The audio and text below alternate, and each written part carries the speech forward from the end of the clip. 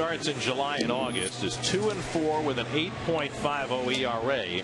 And after lasting just 4 innings in Arizona on Tuesday, Jerry Manuel waited until Friday to announce that Livan would make the start here tonight. He said in deference to what Livan's done in the past, he felt as though Livan was the best option to continue on in the rotation. But you have to believe, after taking that much time to make the decision, Jerry is still feeling as though Livan is hanging by the precipice. He's got some other options out in his bullpen. He's got Descends, he's got Redding, he's got Figueroa, all of whom have been starting pitchers. So Livan clearly pitching for his job. Billy Wagner must be feeling cool wearing that jacket on a 90-degree night. Can you believe that he has made such a rapid recovery from Tommy John surgery? Usually it takes a couple years for a player to come back from that. It's just really remarkable. And doing it at age 38. And, you know, Billy is a phenomenon. I mean, the fact that he's even pitching in the major leagues, a guy of his stature who was a natural right-hander but broke his arm as a kid and had to learn how to pitch lefty. And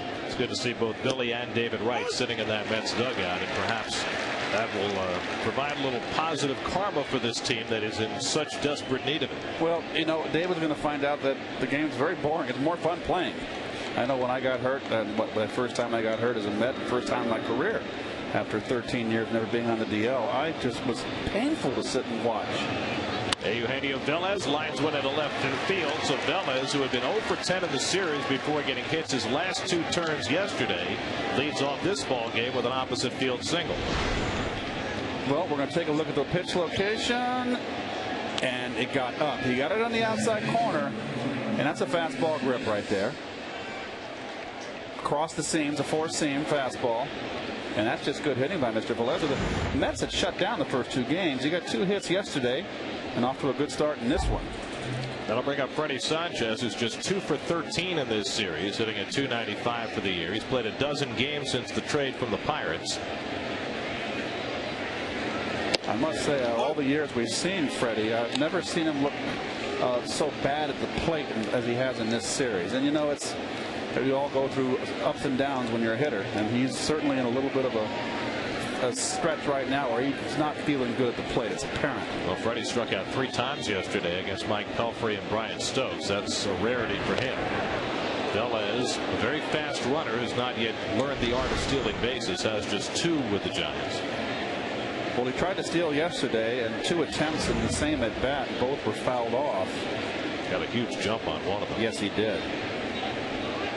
My memory's coming back here. I usually forget those things. Glad to hear that the synapses are firing. Lined over the mound and into center field, a base hit. Velez pulls in at second, and the Giants have the first 2 men on against Livan Hernandez, who has struggled with first inning problems all year long.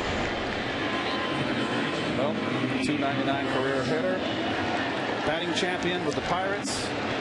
Another pitch up in the strike zone gear, and you said it, hit it on the nose. Livan has had nothing but problems in the first inning of the ball game. And now he's going to face the big hitters in that Giants batting order. Pablo Sandoval and Benji Molina with 2 men on. There's your IOTV. It's the same thing as off of Velez. He wants the ball away and down. He got it away, but it's up. Now he faces Sandoval, the number 2 hitter in the National League, hitting .330. 4 for 11 in this series, including the home run against Santana on Saturday. Switch hitter batting left takes ball 1. Sandoval leads the Giants in batting average, home runs, and RBIs. One of only 5 major league players who leads his team in all 3, and by far the least experienced of those 5. And the best nickname in baseball, Kung Fu Panda. Popped up in foul ground. Tatis coming over. And that is the first down of the night. Well, that's a big out right there for Livan. Their best hitter, and one of the best hitters in the league. So 1 away. Now he's got to deal with Benji Molina. Molina 3 for 8 in this series with a double and a home run. Hit the game winner in the 10th inning on Saturday against Francisco Rodriguez, his old Angels battery mate. Had the off day yesterday. A day game after a night game. And that really puts a crimp in the Giants offense when they have to sit their cleanup hitter. We mentioned it yesterday, much like the Mets when they had Mike Piazza and had to get periodic rest for their catcher. Double play guy hair. Doesn't run well. And it takes up and in for ball one. Now, the first inning has been the bugaboo all year. 23 first inning runs in 22 starts. In many of those cases, he's given up multiple first inning runs. He had the one start in Houston when he gave up 3 in the first inning and then nothing else in a 7-inning stint. But for the most part, those first inning difficulties have been his downfall.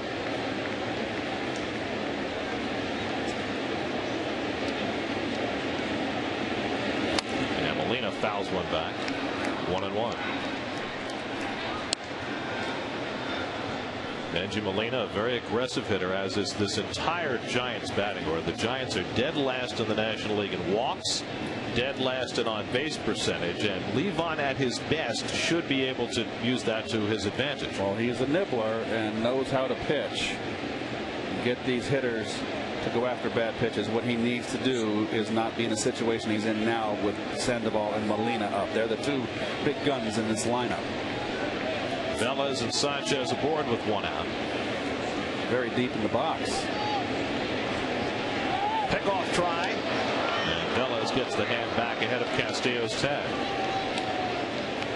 Mets have been doing a lot more pickoff attempts at second base, and I agree with the speedy runners. We've seen earlier in the year how the Mets took advantage of defenses falling asleep, and they stole so many third bases in the beginning of the year.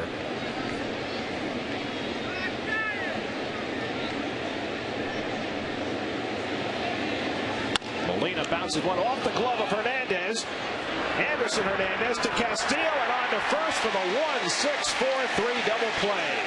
Levon with the redirect, and Anderson Hernandez did the job from there. And that gets Levon through an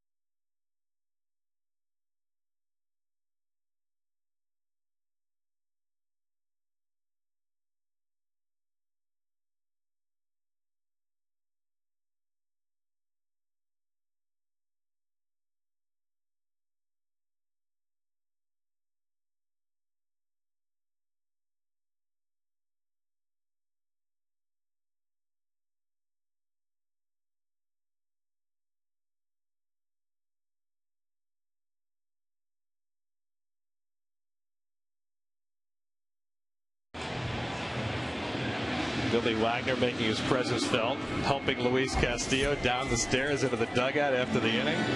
Now there's a young man with a sense of humor. There's your Geico Mets starting lineup. Daniel Murphy had his first career walk-off hit yesterday, driving in Jeff Francoeur in the bottom of the ninth. Corey Sullivan goes back in the leadoff spot where he's been very comfortable. His 4th start there, and a pair of Hernandez is at the bottom of the order. That's your cue. And the New Jersey native Joe Martinez. Well, there's 3 Hernandezes then. See his record here. We said earlier, hit in the face of a line drive off the bat of Mike Cameron back in April. That was just his 2nd major league appearance. He was working in relief in a lopsided game and took a liner off his face. Sullivan rips one into right field, and Corey has a leadoff base hit. Sullivan, every time he has gotten a chance to play, particularly since Jerry put him in that leadoff spot in center field, has shown something. Now Castillo will come to bat. Well, Louis, of course, with the 2-run home run in game 2 of this series. And he is having a fine year offensively and with the glove. Well, yesterday was a revelation. We've seen Louis hit home runs before. We saw him hit 3 of them last year. We have never seen him hit a ball even close to as far as he hit it yesterday. Well, he got a 3-1 count and got a fastball up inner half, and boy, he just ripped it. I mean, he went second deck. Yes, he did. Here it is. Don't throw it. Belt high, inner half. All right, there haven't been very many balls hit up there by people not named Upton. No. Carlos Beltran hit one up there early this season. Good boy, Sandoval at third base, way in tight. Although he showed bunt on the first pitch, he likes to bunt in these first inning situations. That's a little bit too tight. Anyway, the Ford Giant defense will get this out of the way. Randy Wynn out in right field. Is this a burden for you? It's 172 errorless game streak. Whoopee. That's outstanding. And there's Sandoval right here. You dropped a whoopee on him. Phineas J. Poor Randy Wynn. Hit to short, picked out of the air by Renteria, and Sullivan played it well, able to hustle on back. Thought for a moment Renteria might play the hop there, but he caught it ankle high for the first down. So here's Sheffield.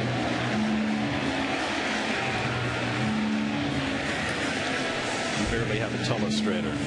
Mr. Whoopi had a 3D BB.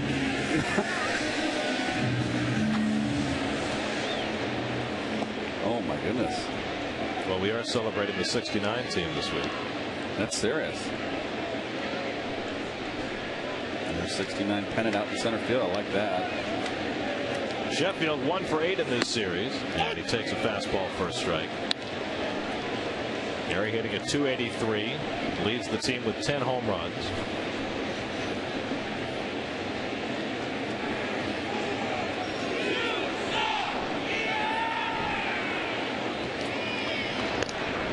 Sullivan, with 3 stolen bases, has not been caught.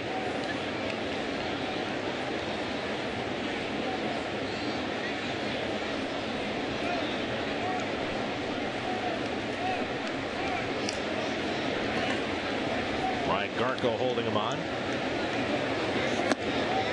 And the breaking ball low to Sheffield, 1-1. Well, with David Wright on the disabled list now, it's going to be very tempting for Jerry Manuel to keep Sheffield in the lineup every day. Well, it's good that David's on the bench. Very sporting of him to do that. He's already lobbying to make the road trip next week. I don't know if they want to put him on an airplane. Do you think? I don't think, and also it's been the Mets' policy not to have their injured players travel on road trips, but he's already lobbying. Well, we'll see. I just don't think they're going to put him on an airplane. No, I think you're right. Mets are going to Florida, Colorado, and Chicago. Then Denver. That's in Colorado, yeah. Oh, that's right. You know what? Bounce toward the hole. Sandoval's got it. High throw, and Sanchez had to go up and then lost it coming down and comes up hobbling after Sullivan came in. Everybody's safe, and the Mets have 2 men on, and Sandoval just lollipopped that thing over to second base. Well, Sandoval's not known for his glove, and that's just a little la-di-da right there. You know, not that bad. He should have made the play. I mean, right there with the throw, Sanchez has got to realize he's maybe doesn't have a shot. Just make sure of the 1. That's got to be an E5, right? On the air on Sandoval.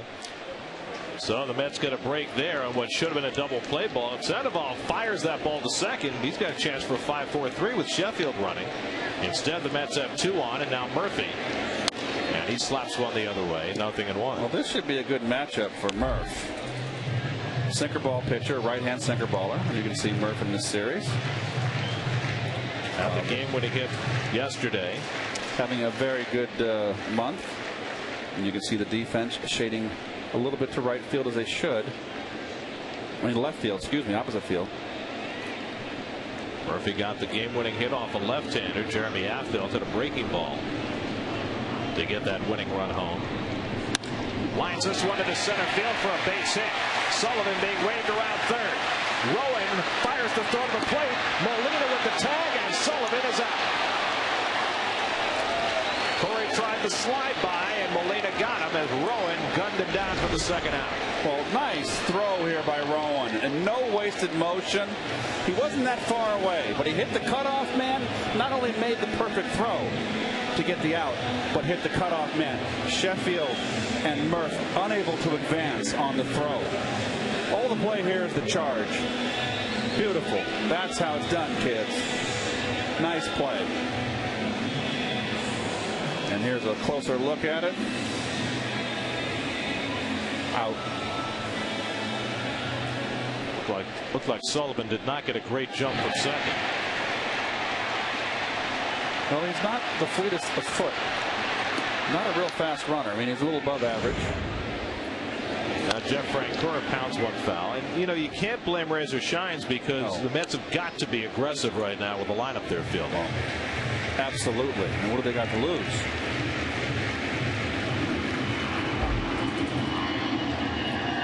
Francoeur 3 for 11 in this series, and the leadoff infield hit in the ninth yesterday against Sergio Romo and scored the winning run. Fouls it away. Did you see Jeff's comment after he slid in safely with the winning run? He said Jerry Crawford, the home plate umpire, was so tired if it was close I was going to be safe. Remember, it was a hot day yesterday, and Jerry got into the dugout for fluids a couple of innings before. Yeah, it was hot. Hot today. It'll be hot tomorrow. Summertime. It's supposed to be hot. We get 3 weeks of summer this year. Maybe it'll be hot till October. 0-2 to Francoeur. Martinez with a chance to get himself through the inning. Well, here's the play that ended the game. The base hit by Murphy. And he clearly beat the throw. And the Mets have their first walk-off win since May the 29th. And I love Francoeur's enthusiasm. Something that's needed.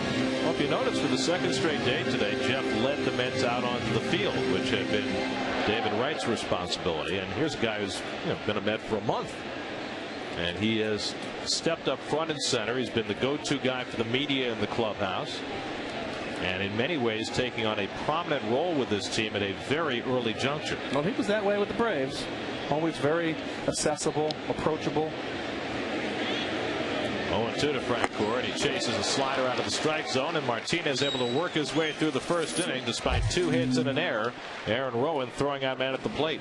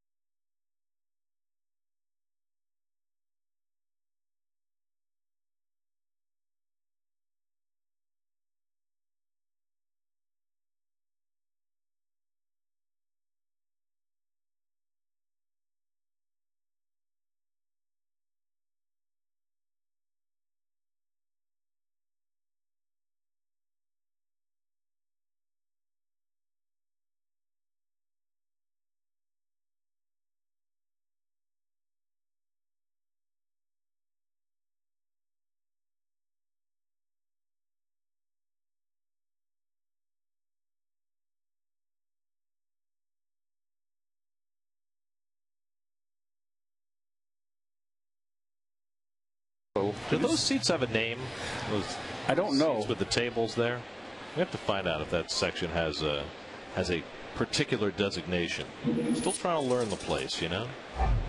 Well, hopefully we'll be here quite a while, and we'll become one. We'll know it like the back of our hand. 40 or 50 years, just like Shea and Ralph. Ryan Garco leads off. It's a slow ground ball. Anderson Hernandez hurrying in against the slow-footed Garco. An easy play, one away. So one pitch and one retired for Livan Hernandez.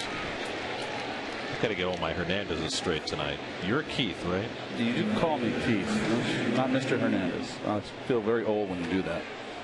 Can I call you Max? No, don't do that. That's over. Gold Glover? Sure. MVP? Oh, of course. World champion? Absolutely. It's Randy Wynn with one out. Wynn has been struggling with the bat, just 9 for his last 56, hitting .262 for the year, and has gone an eternity without a home run. In fact, with Castillo hitting his home run yesterday and snapping a 475 at bat homerless streak, Wynn now has the 4th longest homerless streak of any non-pitcher in the major leagues.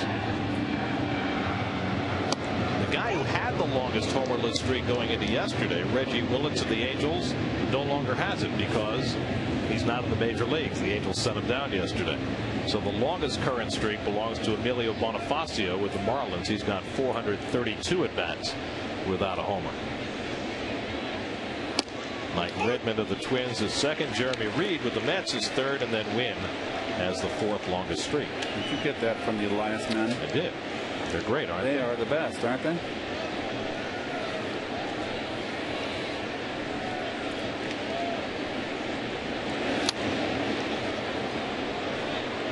Well, we have heard on some authority from someone who should know here at Citi Field that this is referred to as the bridge terrace seating because it's, you know, right in front of the bridge and it's a terrace. Okay. And it's over the bullpen?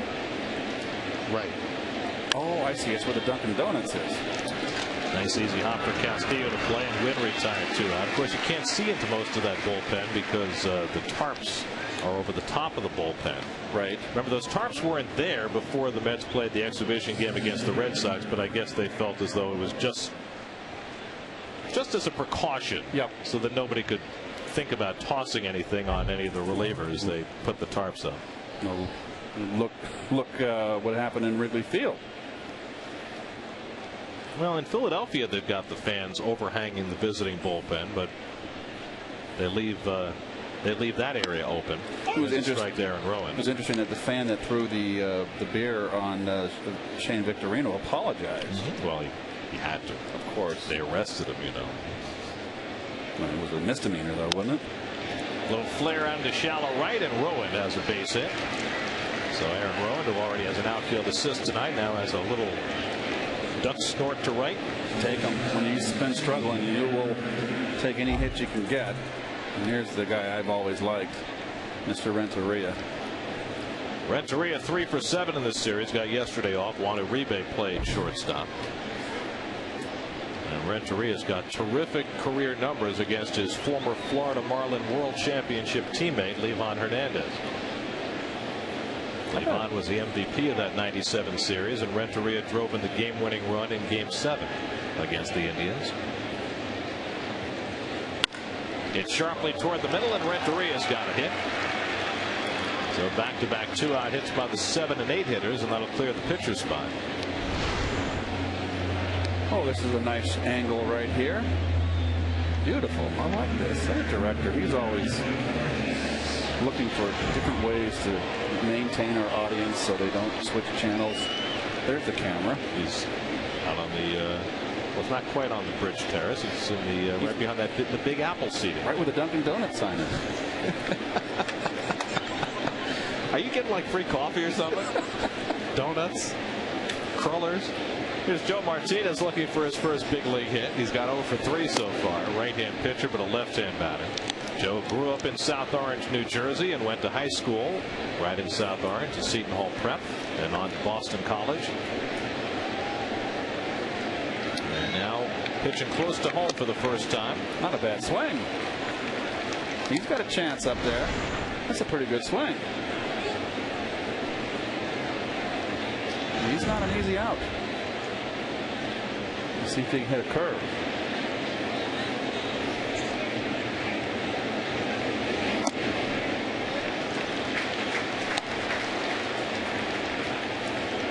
Joe Martinez, 26 years old. And much of that major league experience was spent on the disabled list. He's suffered 3 facial fractures when he got hit by that Mike Cameron line drive 4 months ago.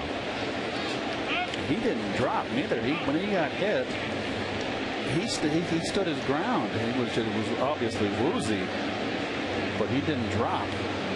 That's amazing. Yes. And he chases a fastball out of the strike zone, and Levon has his first strikeout of the night. 2 hits and 2 left. No score.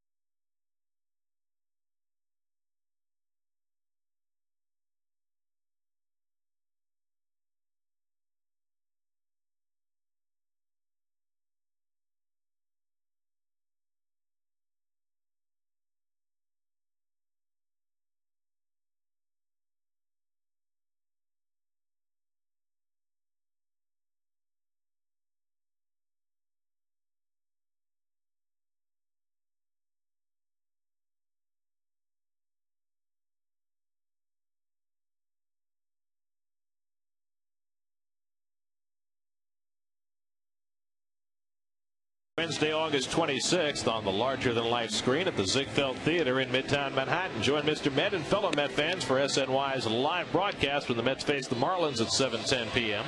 Get your tickets at Mets.com/movies today.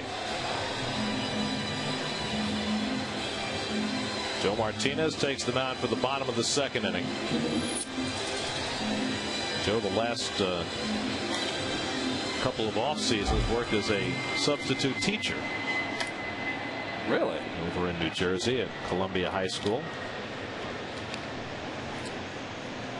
Fernando Tatis starting a 2nd straight game at third base with Wright on the sidelines. And Freddie Sanchez throws him out. It's the first time that anybody other than David Wright has started back-to-back games at third base for the Mets since Ty Wigginton in July of 2004. David has been such an Iron Man. Yes, he has. I like the fact that he said he was embarrassed to be on the DL.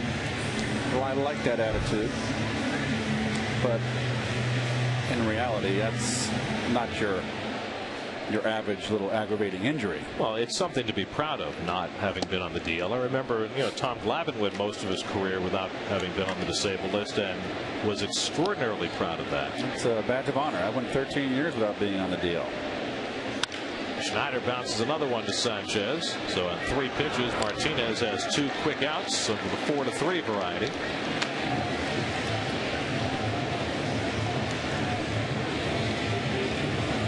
So 2 up and 2 set aside. Now Anderson Hernandez making his 5th straight start at shortstop. By the way, Alex Cora has been laid up now for 3 or 4 days.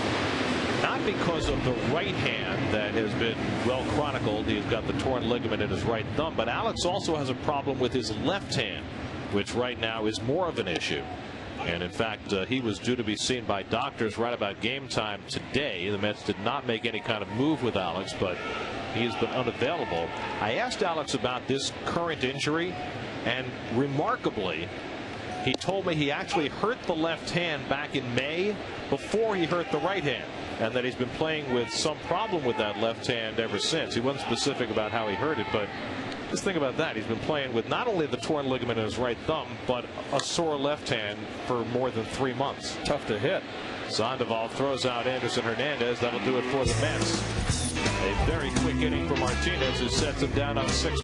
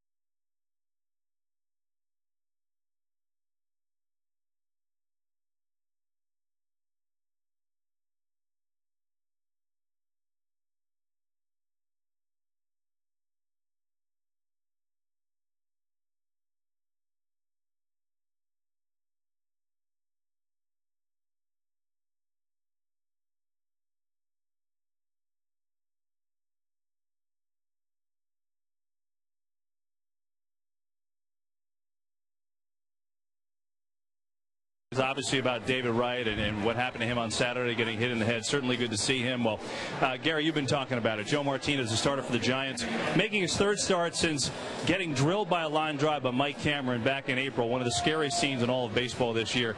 And I'm with Joe's mom, Tony, who's here. Of course, Joe's a local guy from South Orange, New Jersey. And we've been talking a lot about this with David just getting hit the other day. Tony, take me through that. What was that like? You're watching in New Jersey when Joe's pitching that night, right? Yes, we were. We were watching TV. Our family was there, and it was scary. At first I thought, because I've seen, my other son is a pitcher also, and I've seen both of them make that play several times. Yeah. So I was hoping that he was going to come up with the ball in his glove. And then I thought, okay, glanced off his glove, and then I realized he got hit. So it was really frightening. I mean, is that as helpless as it gets when he's on the other side of the country and you're here? And that was the worst part of it, because we saw him walk off the field. He called us as soon as he got into the clubhouse. We heard his voice, but the distance was the most difficult thing. And the plane ride, 6 hours with no contact, because, you know, we didn't know what we were going to find out when we got there. Yeah. But thank God everything was okay. And yeah, no doubt. And it's great to see him out here today. What was it like when you did get there? And him, as far, he told me yesterday he never took a pain pill. I mean, what was he like when you got out there, and how did he deal with the aftermath? He was you know, his eye was very swollen. Our first contact was the nurse downstairs, and we told her who we were, and she said, "Oh yes, he's in CCU," and we were like, yeah. What? Yeah. You know, but then we got up there, and he was totally coherent, and he looked lousy, but he was like, "Mom, I'm really fine." Was he nervous at all about getting back, as Frank Core makes that play for the first out, by the way? Was he nervous at all, Tony, about just getting back out there and worrying about the same thing happening again? And were you nervous about that? If he was, he didn't say that. You know, he didn't tell me that. And honestly, I really don't think he was. He was just so anxious to get back out. He said, "Mom, I worked so hard to get here. I just don't want to lose this." So, you know, I don't really think he was nervous. I was, but he. Well, Castillo trying to make a diving play, not in time. Well, Tony, it's great to see you. It's great to see him out on the mound. And guys, I should point out that Joe's dad, Javier, nowhere in sight. He'll never sit. He's too nervous to sit. So he's walking around Citi Field somewhere. But let's go back to you. Well, I don't know what Joe's dad looks like, but Joe looks just like his mom. Wow. Great try by Castillo here. And by the way, just talking about parents and dealing with situations like that, David Wright's mom and dad and youngest brother were all in the ballpark on Saturday when David got hit. There you see Tony and Joe side by side. And they were able to go with David. They were the car behind the ambulance on the way to the hospital. So Sanchez aboard with an infield hit. He's 2 for 2. And now Sandoval, who fouled out to third his first time up. And no surprise that he takes a rip at the first one. He wants that first ball fastball, and Levon going up the ladder, out of the strike zone, get ahead. Sandoval has swung at the first pitch 47% of the time this year, the highest rate in the major leagues. Second highest, Jeff Francoeur. Although Jeff's been swinging at that first pitch a little less frequently lately. And I think by design.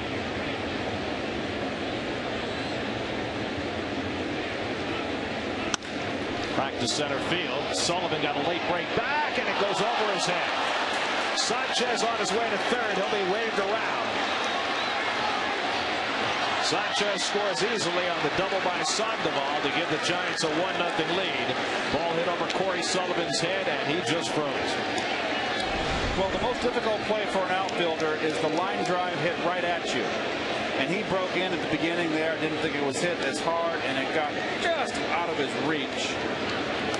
It's a game of inches, is it not? Sanchez does the right thing, almost at second base. And on his horse.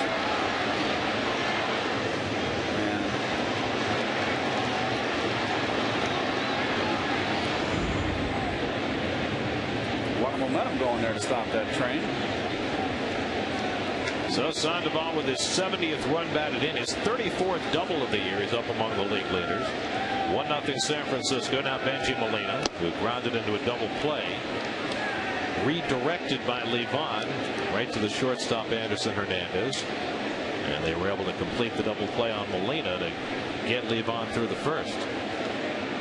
6 hits now for the Giants against Levon Hernandez, who once plied his trade as a San Francisco Giant. In fact, Levon spent 3.5 years with the Giants after being traded from Florida, and his last outing as a Giant was Game 7 of the 2002 World Series, pitching against Benji Molina and the Anaheim Angels. How about that?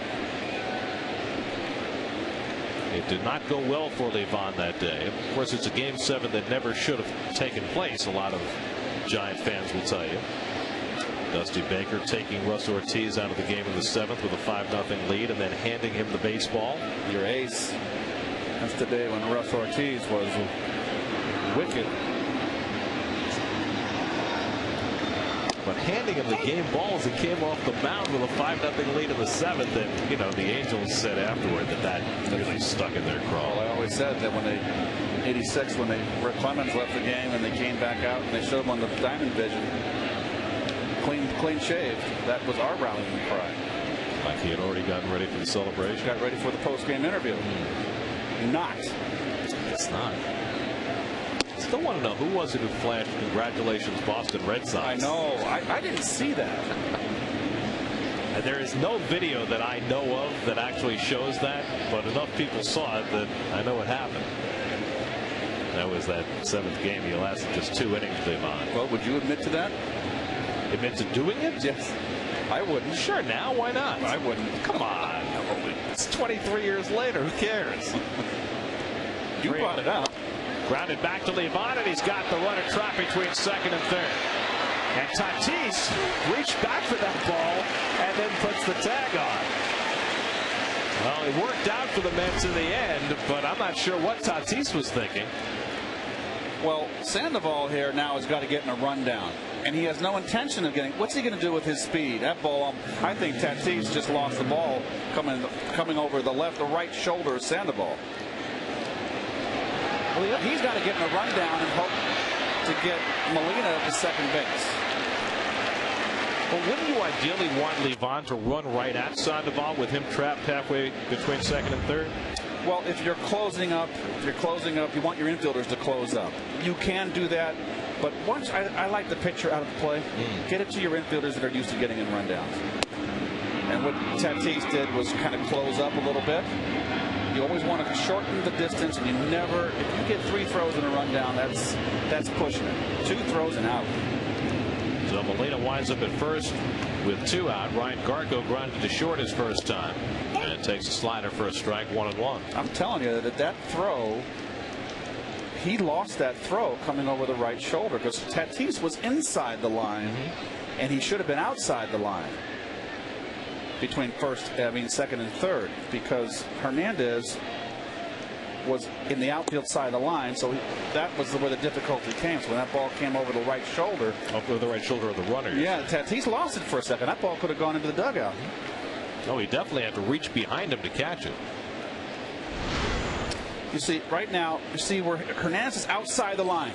Look where Tatis is. He's inside. He's got to be, once he sees Anderson Hernandez outside, he's got to shift outside.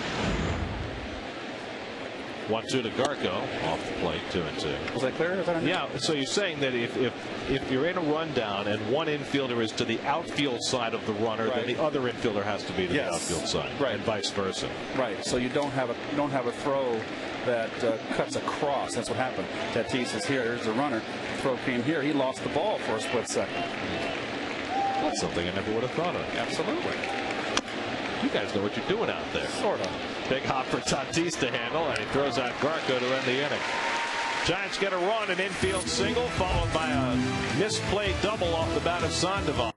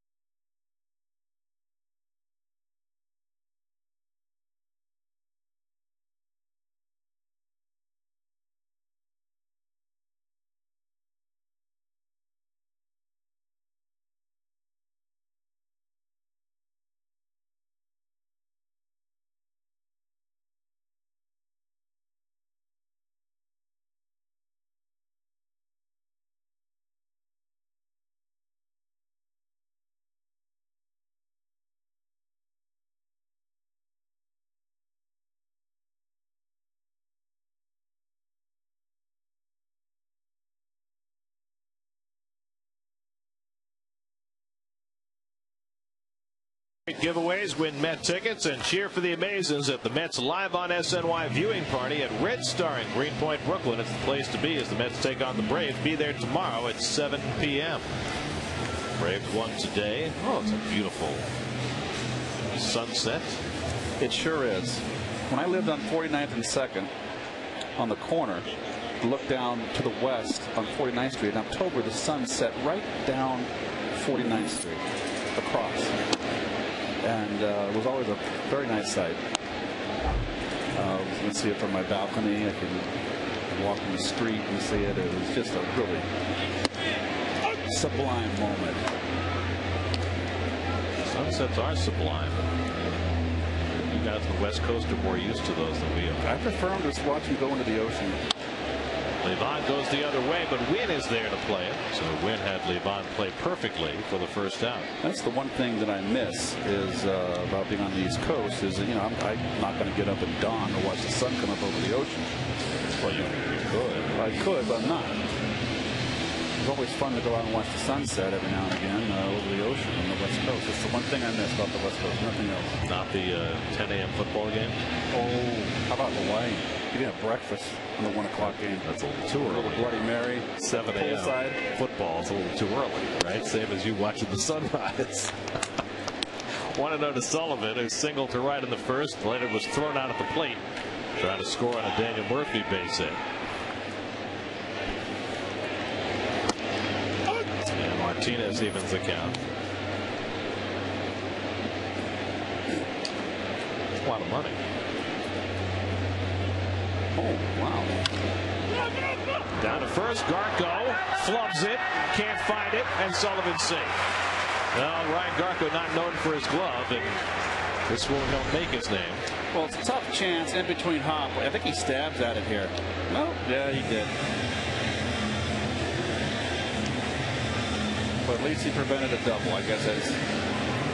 Well, the thing is, when he went down to the ground to try and secure it when he made that slide, I thought he still had a play, but it rolled right up his arm. They're going to roll out a base hit. So Sullivan is 2 for 2. And the Mets have the tying run aboard with 1 out for Castillo, who lined out to short his first time up. Really hitting at .304 for the year.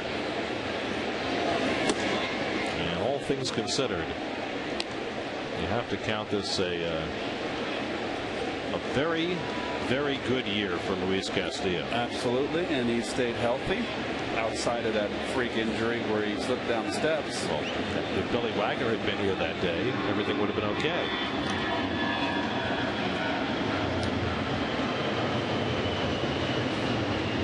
I mentioned yesterday that Louis has hit the vast majority of his home runs as a right-hand batter, as was the case yesterday.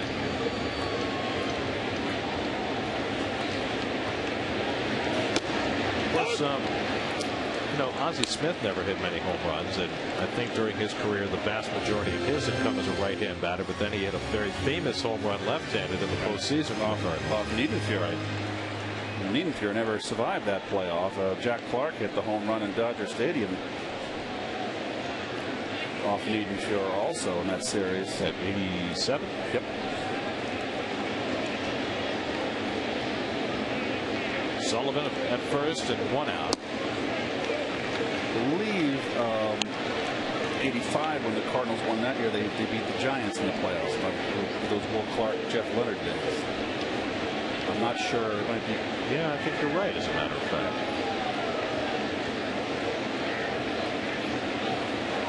Jeffrey Leonard, 1 flap down. Jeffrey Leonard. Well, he had 3 home runs in that series the first 2 games, and Bob Ford drilled him in game 2 or 3.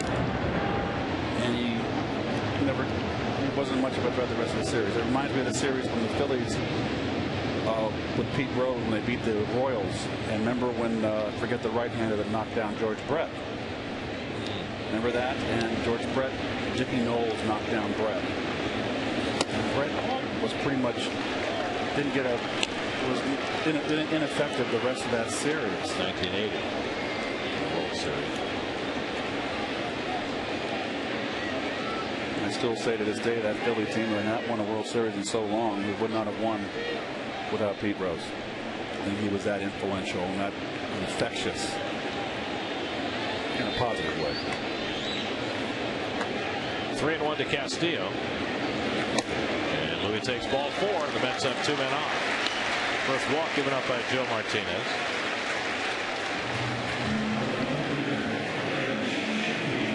And now they'll face Gary Sheffield with 2 men on. Sheffield reached on the air by Sandoval on what looked like double play grounder in the first. Well, Mom's a little worried. That's Joe on the left, Tony on the right. Look at those eyes. I know. Same eyes. She's praying for a double play. She's trying to stay cool in both senses of the word.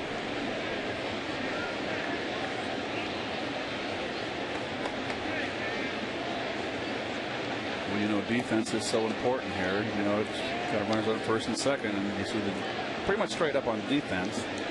Garco makes that play, and Martinez is not in any trouble at all. And Sheffield rips one foul. I think Chef's got a pretty good barometer on Martinez the first at bat. He's looking for a fastball first pitch in, and boy, he just too quick. He never gets cheated.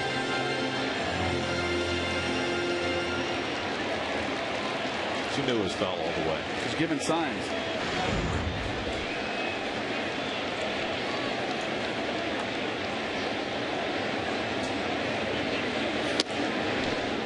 Off the plate, 1-1. Martinez is a sinker ball pitcher. He's topped out at 92, 93 miles an hour, but it seems when he throws hard, his ball straightens out. I think he might be pumped up here pitching at home for the first time. Sullivan at second, the tying run. Castillo at first with 1 out. And it's 2-1 to Sheffield.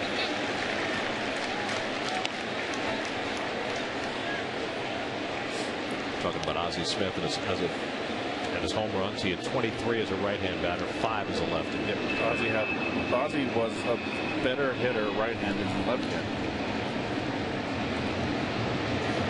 Breaking ball away, and now it's 3-1 to Sheffield, and Martinez really painting himself into a corner with Daniel Murphy on deck. Well, it's always a 2-1 count. If you're going to throw a breaking ball, it's great if you can do it, throw it for a strike. But if you miss, now you're 3-1. And what are you going to do? I don't think Jerry will put anybody in motion here. All these Mets facing Joe Martinez for the first time. Toward the hole, base hit. Sullivan heading home.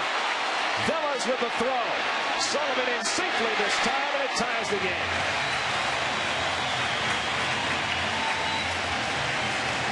Gary Sheffield with the RBI single to get the Mets even at 1. Well, he had to come with a fastball, and it's right down Broadway. Nice attempt by Sandoval. Sullivan a better jump on this one. Scores easily. No cutoff man there. Oh well. You know what Bob's saying? Joe did his job. He got a ground ball. Dan Vergetti paying a visit to Martinez on the mound before he faces Daniel Murphy. Murphy singled up the middle in the first inning. Sullivan tried to score and was thrown out on a terrific toss by Eric Rowan.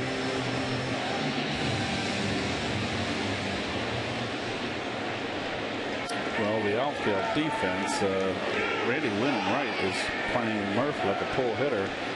The other two outfielders are shaded over to right. There's a big gap in the right center field. First pitch popped up in foul ground, playable for Sandoval. Won't have to worry about hitting the railing today. That's 2 out. Sandoval took a really hard crack against that railing beyond the third base dugout yesterday. And Juan Uribe, we had the audio there. It'll say you're all right. Jeez. Do me a favor. Next time, keep your mouth shut. Don't need your help. Here's Frank Core with 2 out and 2 on. Jeff struck out on 3 pitches his first time up. I think Jeff's going to sit on a breaking ball here. Struck out on one. Left first at bat. Gets the fastball, loops it to shallow right, and Wynn is right there waiting for it to end the inning. But the Mets tying up, get a couple of men on, and Gary Sheffield drives in the tying run. Now we go to the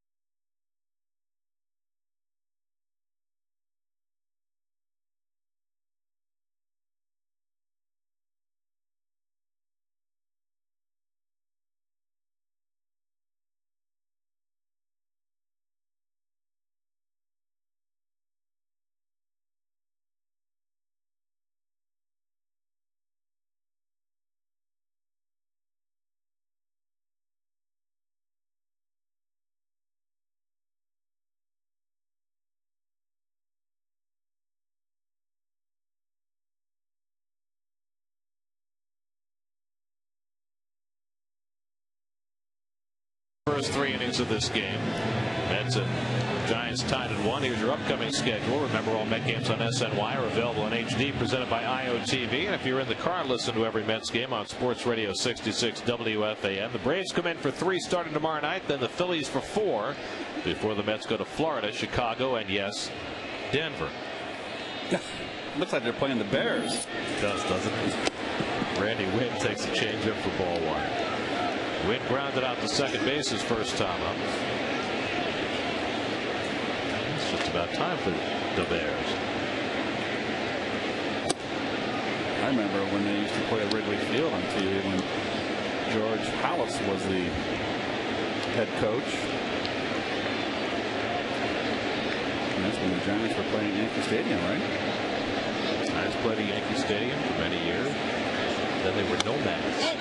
Popped up into shallow center. And Sullivan is there waiting for it. Wynn retired one away.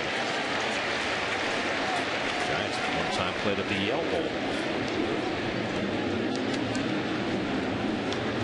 I thought you said yesterday about the New York Giants, the Mets wearing the old uniforms, the throwback uniforms to the 1903 Giants, and they were blue. And you said you researched the Giants didn't change their colors to black and orange to 1933. Right. That was fair. I did not know that. I had not known that either. But the Elias folks turned us on to that fact. Aaron Rowan first pitch swinging, fouls it off. And apparently they then wavered between black and orange and some other color schemes until settling into it finally in the late 40s after the war. Probably because of what Brooklyn was blue. The Yankees were, what did you call them? They're not black, they're like navy, midnight right? blue. Yeah, midnight blue? Pinstripes. So they had to get off the blue kit. Well, the Giants are one of the few major league franchises now that doesn't have some form of blue or red as their main color. I mean, you think about teams that have changed their colors in recent year. As Rowan drives one deep to left, Sheffield goes back and looks up, and it's off the top or gone. It's gone. And it's the right call. Aaron Rowan with his 10th home run of the year. He'd been a slumping hitter coming in tonight. The bloop single his first time up, and now a blast gives the Giants a 2-1 lead.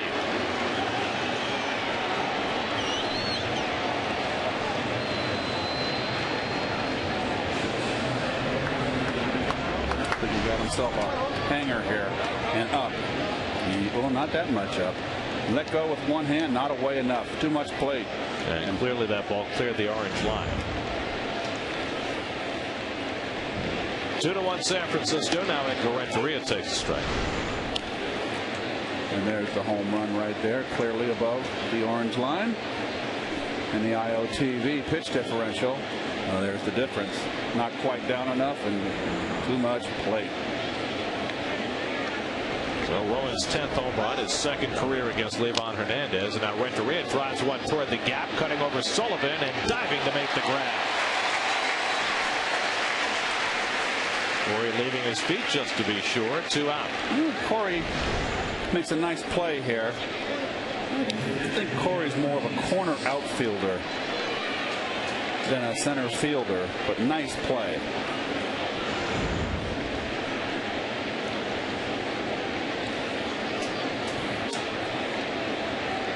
And the reason why I say that is that I just don't think he covers enough ground. I don't think he has enough speed to play center field, particularly in this ballpark. If you're going to play 81 games here at City, you've got to have some jackrabbits out there in the outfield, particularly in center field. I'm not, denigrating Corey. No, and Corey's played more center field than anywhere else in his career as Sheffield comes in, make the basket catch on Martinez's fly ball to end the inning. But Aaron Rowan's home run has given the Giants a lead. The former Philly, who did plenty of damage while wearing that uniform.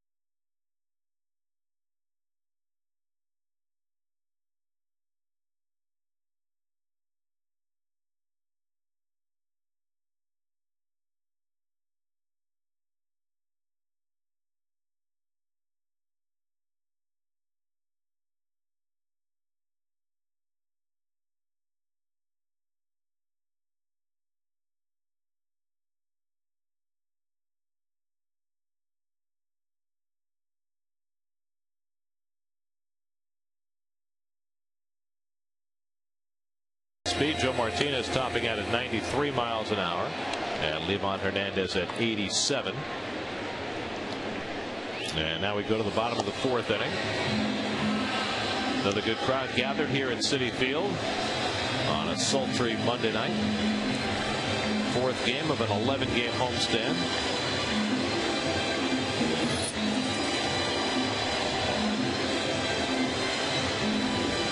You're right. It does look like an amusement park. That one shot there with the Shake Shack. All he needs is a Ferris wheel. I gotta go watch a ball. The Apples high. Fernando Tatis takes a strike. Fernando grounded out to second base his first time up. Well, tonight is a very important night for many teams in Major League Baseball, because tonight at midnight is the deadline for teams to sign their draft picks from the June draft. And the Mets are one of 12 teams who have not yet signed their first round pick, left-hander Steven Matz out of Ward Melville High School on Long Island.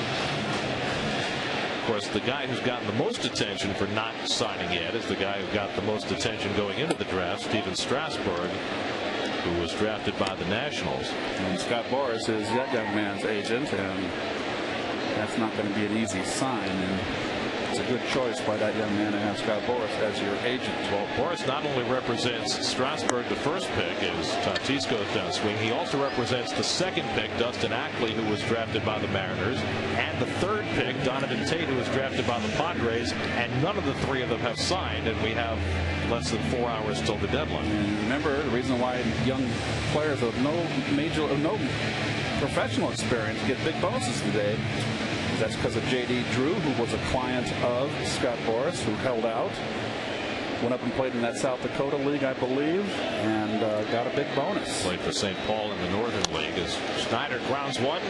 Sandoval on the backhand, sets in the high throw, stays in play, so Schneider will stay at first base. Well, Sandoval's already committed one throwing error today, make it 2. Well, we're seeing a little bit tonight the Giants aren't a strong defensive team. With Garco at first and the Kung Fu Panda Sandoval at third, their defense a little shaky on the corner infield spots. And for a team that does not hit much and relies so heavily on their pitching, that's tough. 12 errors now for Sandoval this year, 2 tonight. Just getting back to Strasburg. The numbers that were proposed by Boras were off the charts compared to what anybody has ever gotten before, and what the Nationals have said so far publicly, trying to play the negotiate in the media game, is that they've offered Strasburg more than any draft pick has ever gotten before. And of course, Boras is making the argument that Strasburg is a once-in-a-generation talent, so it's going to be interesting to see how it comes down in the final hours. You can see Sandoval playing in at third, protect against the bunt, drag bunt. Well, the kid's got the golden arm, right? And he's going to, what a wonderful opportunity for him. The chance to make that kind of money in a signing bonus was just unheard of in my day. Of course, the numbers that draft picks get in their signing bonuses, even at the high end, as Hernandez rips one into right field, and Anderson has the Mets' 5th hit. Schneider pulling in at second, 2 men on for Livan Hernandez. Nice angle right there. That ball too much played right down the pipe. Notice how that looks like sand comes up on the initial. Yep. It's happening a lot out there. I wonder what they have under there. It's the nature of the modern turfs. There you go. Watch. See that? Yeah, there you go. Looks like you hit a 5-iron into the trap. So Livan will come up, and the Giants will look for the bunt. Livan flied out his first time up. Very interesting that Sandoval, who's played so aggressively in, now you got a pitcher up in an obvious bunt situation, and he's playing conservative. Sandoval has to handle it. Finds Sanchez, 5 of 4 on the sacrifice, moving the runners to second and third.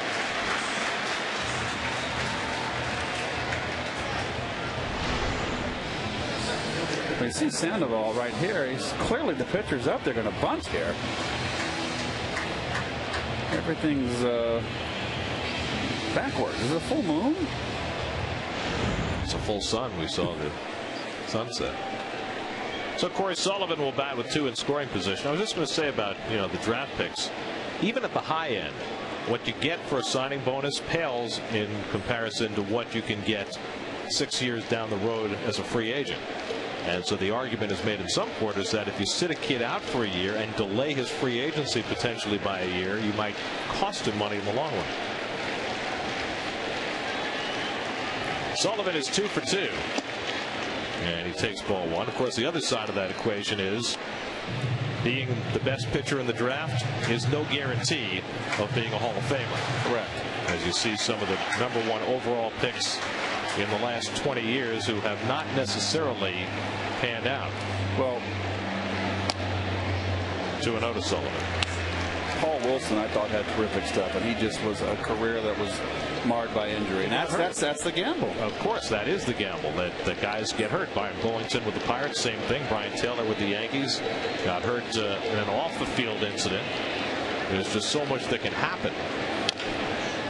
Down to first base, right at the bag for Garco. And so with that, Sullivan strands 2 in scoring position, and Joe Martinez carries a 2-1 lead into the 5th.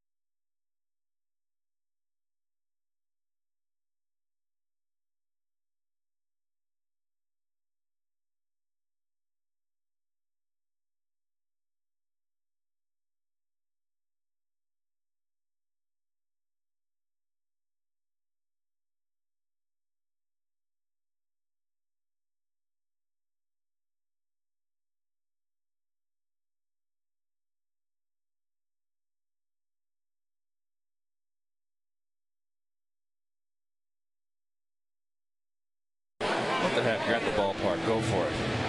It's all about the good time. Here's your 5th inning recap. Giants getting single runs in the 3rd and 4th. Sandoval's double, Rowan's home run. Gary Sheffield drove in the lone Met run. Mets have had threats in other innings, unable to come through against Joe Martinez. So Levon Hernandez back to the mound, down 2-1 as we head for the 5th. David's already up on the railing. Couldn't sit back. By the way, David said he watched us yesterday. Did he enjoy our commentary? He didn't mention. Dallas takes ball 1. Did he like being mentioned?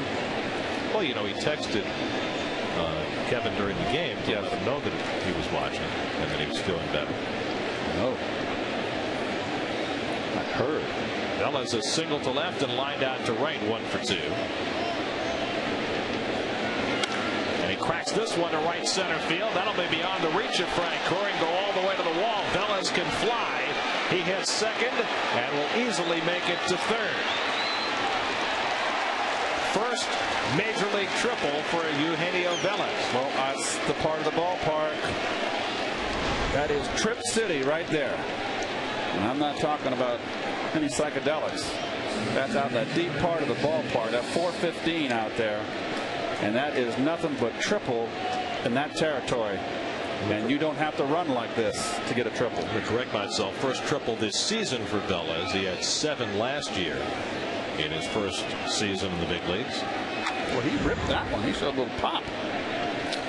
So Velez has his second straight 2-hit game. IO pitch differential, and again, he wants it on the inside and misses out over the plate. No.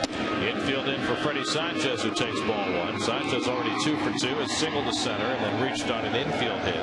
Bit surprised, and the infield's in. It's down by a run in the 5th. I can see corners in.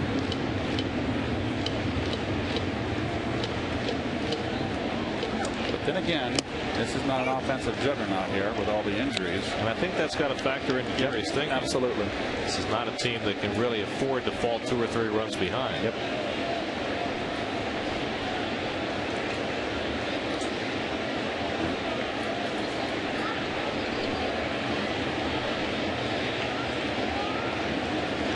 And the curveball misses 2-1.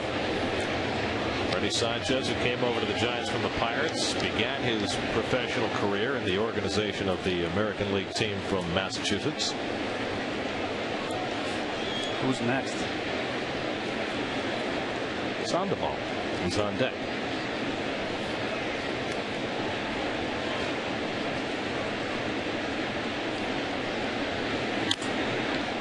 Actually, the Postal Service put out those. Remember when they put the quarters out with all the states and the logos on the back? I signed on to that. I get it's gold plated, it's silver with, and it's really pretty. And you get all the states as in the chronological order as they were admitted into the Union. I'm around Oklahoma right now. So you have them all lined up. Yep. So do we. 2-2. Reached for and hit to right field. Tagging at third, Velez. Francoeur's got the great arm. Here comes Velez. Here comes Francoeur's throw. Offline, and Velez is in. Sacrifice fly for Freddie Sanchez makes it 3-1 San Francisco. Well, Francoeur has a very strong arm, and he airmailed this one a bit, but it wouldn't have mattered with Velez's speed. Hit deep enough. Nobody else on, nothing to lose. Air it out. And he did. So Velez comes home after the leadoff triple. Sanchez's 39th RBI. 3-1 San Francisco. And now Pablo Sandoval, who drove in the first San Francisco run, doubling over the head of Corey Sullivan in center field. And Sandoval pops one up. Shallow center. And Sullivan coming on. Right in front of the 69 batter in the grass. 2 out.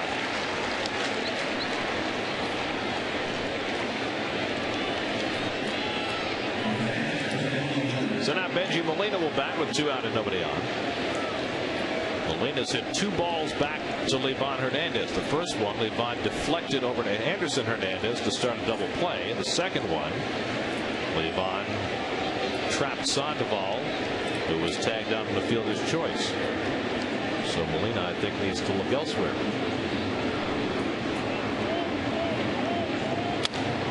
Grounds this one to Tatis. This will fare him no better.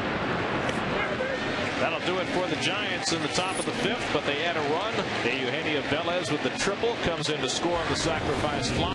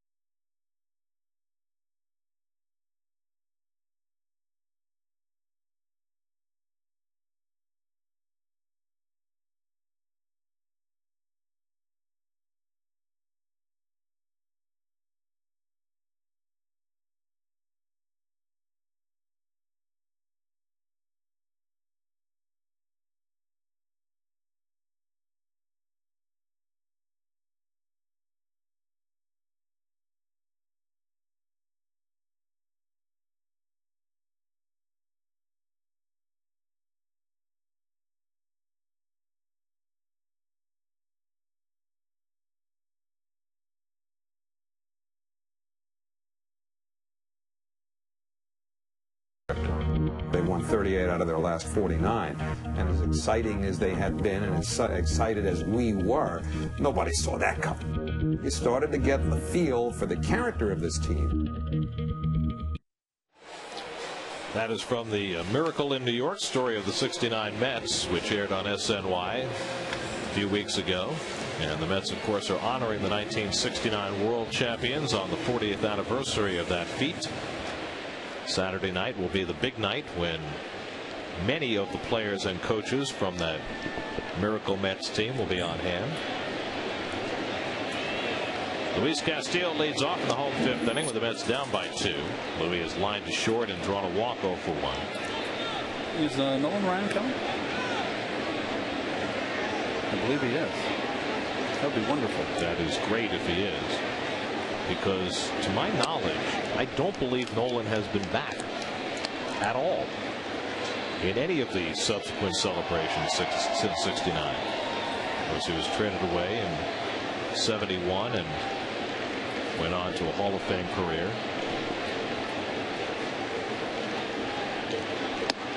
There's a strike to Castillo, 2-1. Well, good pitch to hit for Louis right here, because, and you can see third base, send the ball in aggressively, I think in too close. You don't want to walk Louis. The big bombers coming up next in Sheffield, Murphy, and Frank Core. Good fastball by Martinez, 2-2.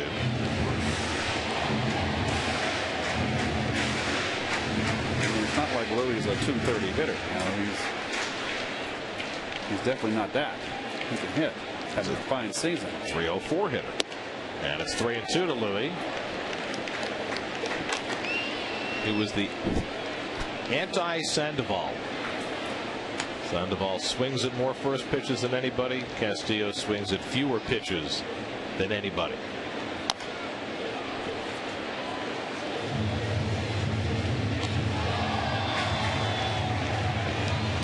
Another nice crowd.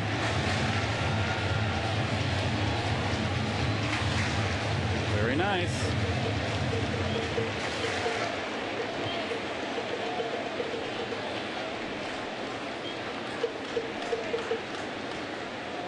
Three-two. Smack to short. And Renteria throws out Castillo, 1 away.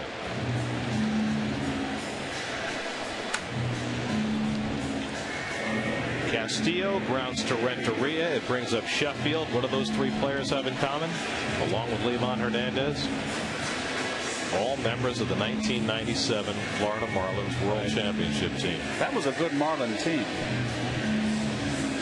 And I called that they were going to win that series because of the fact that they had the home field advantage in that series, and they did win. You're talking about against the Indians? Yes. But do you expect them to be able to beat the Braves in the LCS that year? Because I did that series, and it was a shock to me that. Well, I'm just talking about. Yeah.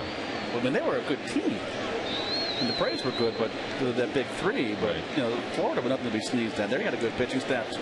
They had great players. I mean, when you think back on the players that were on that team with Sheffield and Moises Alou and Bobby Bonilla and Devon White and Jeff Conine and Darren Dalton and Charles Johnson behind the plate. I mean, it was a terrific team. Al Leiter was on that team on the pitching staff. Alex Fernandez, although he was hurt in the postseason. Kevin Brown. Yes. So they had a chance. They definitely had a chance to beat the Braves. Absolutely. And that was when Johnson, as a walk to Sheffield, was in his prime years as a catcher. And really all those guys were. They were all in the primes of their careers. So maybe Devon White, he was kind of pushing toward the end, but he was still a terrific leadoff hitter. And Rob Nen was the closer on that team. It was a good team. Yeah. And it was only the 5th year that the Marlins had been in operation, and Wayne Huizenga put together this collection of players, many of whom had been acquired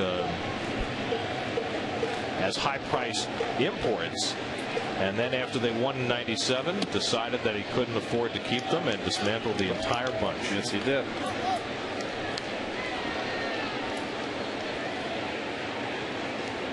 Then under new ownership, they built it back up and won it again 6 years later, which is just startling when you think about the arc of that franchise. That was Jimmy Leland who managed that club, was it not?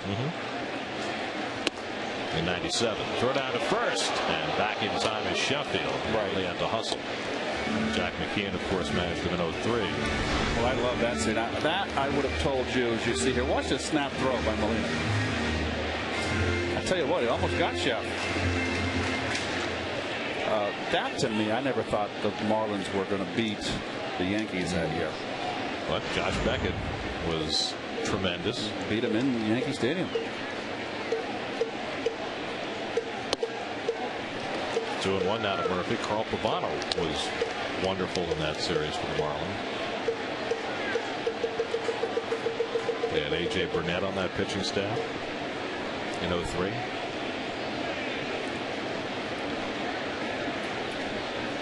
And the ball gets away. Sheffield, though, not able to advance as it didn't roll far away from Garco. Well, there's some of the memorabilia from Dolphin Stadium from that '97 World Championship team. And that's when they had the teal helmets, if you recall. It's very nice with a little spot shot. Thank you. I thought I'd pull a rabbit out of my hat there. Very impressive. Rocky.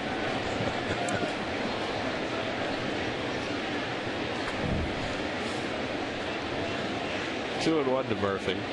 Does that make you Bullwinkles? 2-2. Place where they don't often get souvenirs. Second deck in foul territory down the right field side. Murphy singled to center in the first inning. Fouled out in the third. Mets down 3-1 as they bat in the fifth. Murphy the tying run at the plate. And Murphy pulls one foul. Well, you can see everybody knows that they're going to pitch Murph inside. There's Mom. Just got a souvenir. Chad the ball boy handing that young lady a ball, and she'll show it off for Mom. By the way, Chad never misses them. Watch, he'll miss the next one now. Jinxed him. Breaking ball high, and it's 3-2 to Murphy.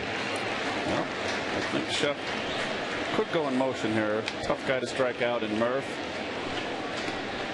And Martinez doesn't look like a strikeout pitcher. He's fan 2 tonight.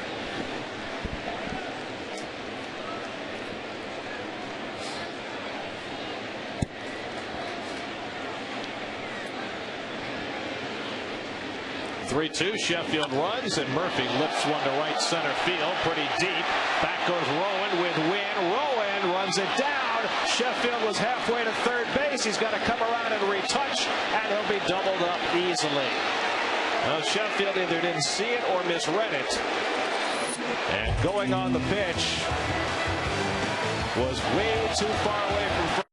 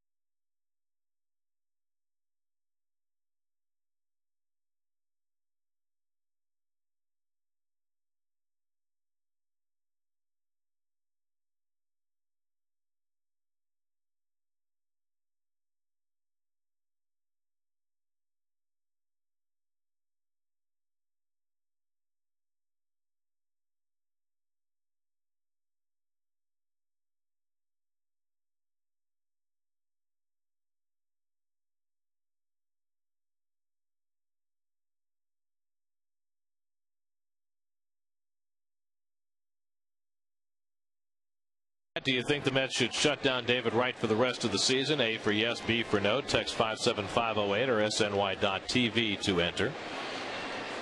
Which is a tough call for anybody who isn't medically inclined.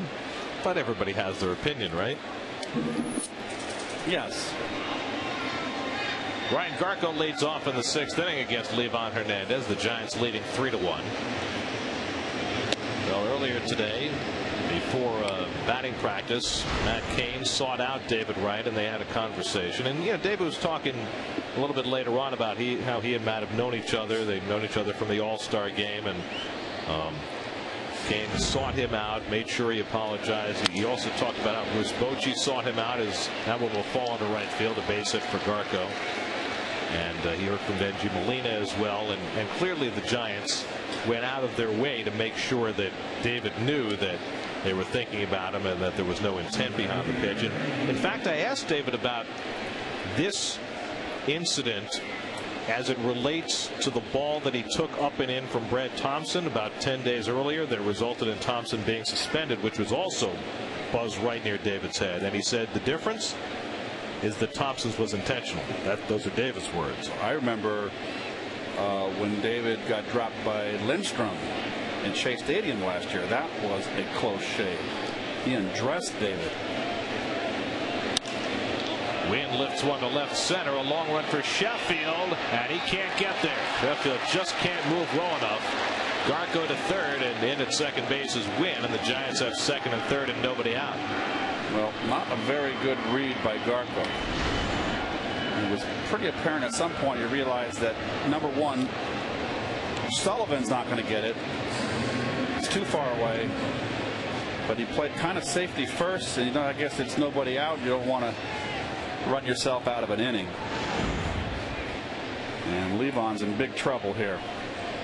Already down 3-1. Now the Mets have to bring the infield in with Aaron Rowan coming up, and Rowan cracked a home run his last time up, 2 for 2 tonight.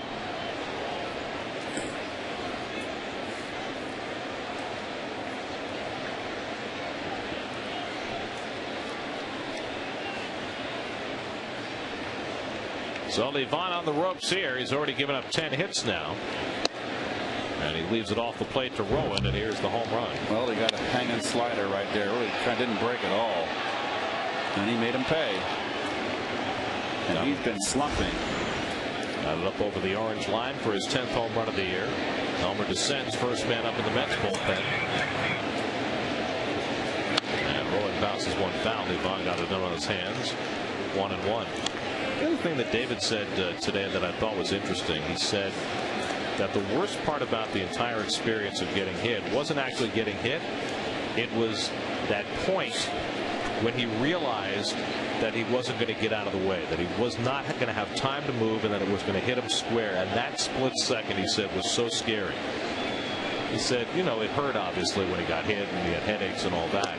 But he said that was the worst part, that split second between the realization that it was going to hit and the actual impact. Well, like I said yesterday when I got hit by Larry McWilliams, I guess it was back in '83. I talked to Morton Noble.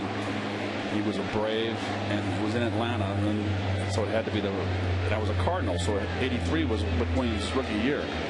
It happened in slow motion. I saw the ball coming in, and I saw it, and I realized first, okay, I had 2 strikes like David. Okay, it might be a breaking ball. And I said, oh, okay, it's not. I got to get out, and the ball followed me.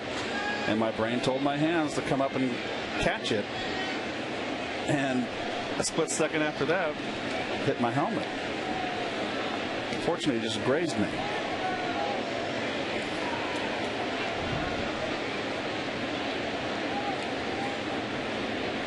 That's been my problem. Well, and the question that everybody's going to ask when Dave is ready to come back and play, and I'm sure that everybody has to deal with this when they've been hit in the head, is, do you have trepidation? Do you bail out at all? Is there any extra fear involved when you step back in the batter's box? Well, you got to get in and face it. First, you got to get your potassium, by the way. David's taking care of that. I always have half a banana a day in the morning. It's very good for you. I share one with my wife.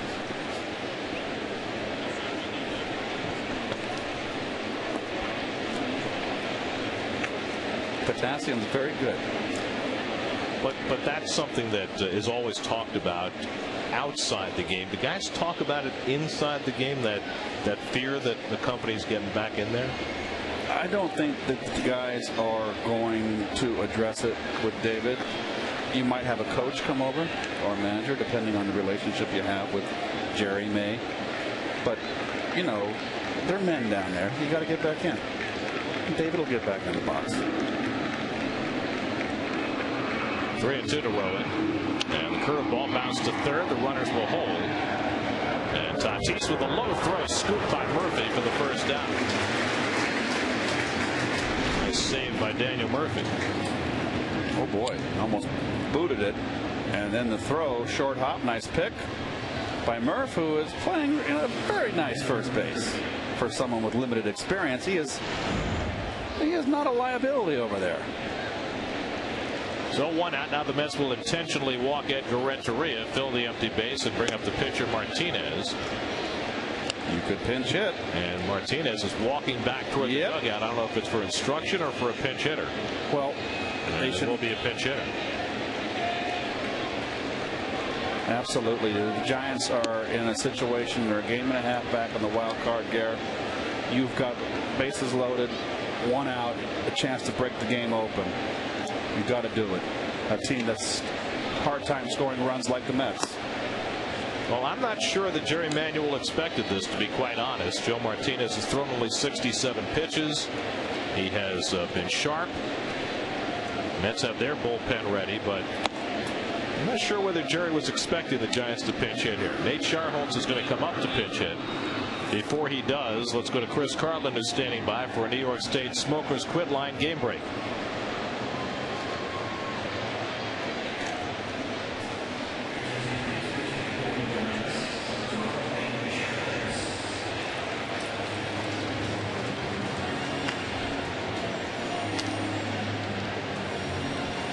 So Church will come in to face his old team here tomorrow night. Meanwhile, Joe Martinez, very successful outing in his first start back near his hometown of South Orange, New Jersey.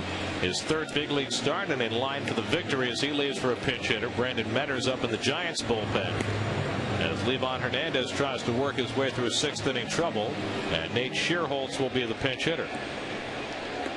Scherholz has been their main guy off the bench. 12 for 29 as a pinch hitter with 3 RBI. That's pretty doggone good. And has been playing most days since coming off the disabled list a week ago. He's 2 for 9 in this series. Mets playing back on the infield for 2.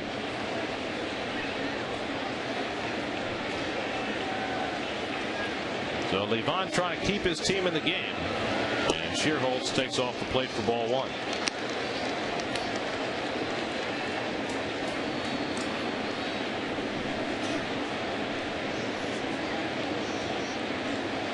Scherholz was out with a hip strain. Just got off the DL last Wednesday.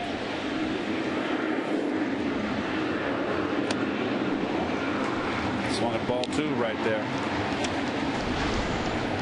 Way tardy. Little sinker from Livan.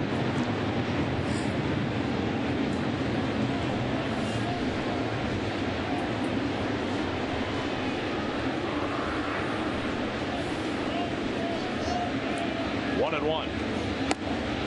Low. 2 balls and a strike. A big pitch right here. Livan's got to make a pitcher's pitch in a tough situation. Garco is the runner at third. Not very fast. It would take a pretty good fly ball to get him home. Wynn and Renteria at second and first run better than that. Velez, who's had a big day already, waiting on deck. 2-1 to Scherholz. And he drives it to deep right field. Frank Crow looking up, and it's off the fence. In play. Garco is in. Right behind him is Wynn. Stopping at third, Renteria. A 2-run pinch double for Nate Scherholz, and the Giants now lead 5-1. Well, it's all about the pitch count there. 2-1 had to come in. Tried to throw the sinker to get him to hit a ground ball and had too much plate. And that ball was around a foot from being a grand slam. Well, that's a home run in almost every other major league ballpark. Great base running by Renteria. Well, good base running. He knew that that ball was clearly off the wall, didn't hesitate, and that's going to be it for Livan. So Sherholtz comes through. Bruce Bochy decides to hit for his pitcher Martinez. That works out well for him. Not so well for Levon.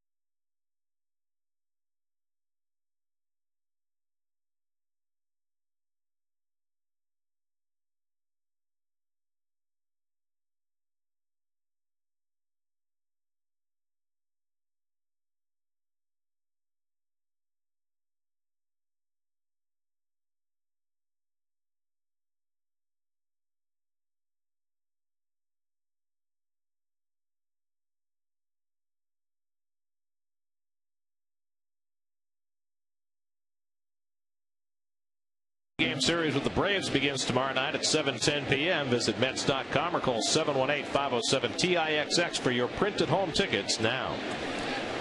Elmer descends in to face Eugenio Velez with second and third and one out. The infield in, and Velez hits one hard to short. Hernandez has it, but his only play is to first as Renteria broke on contact and comes in to score to make it 6-1. Well, let me tell you something. That was beautiful base running by Renteria. When they tell you to go on contact, you go on contact.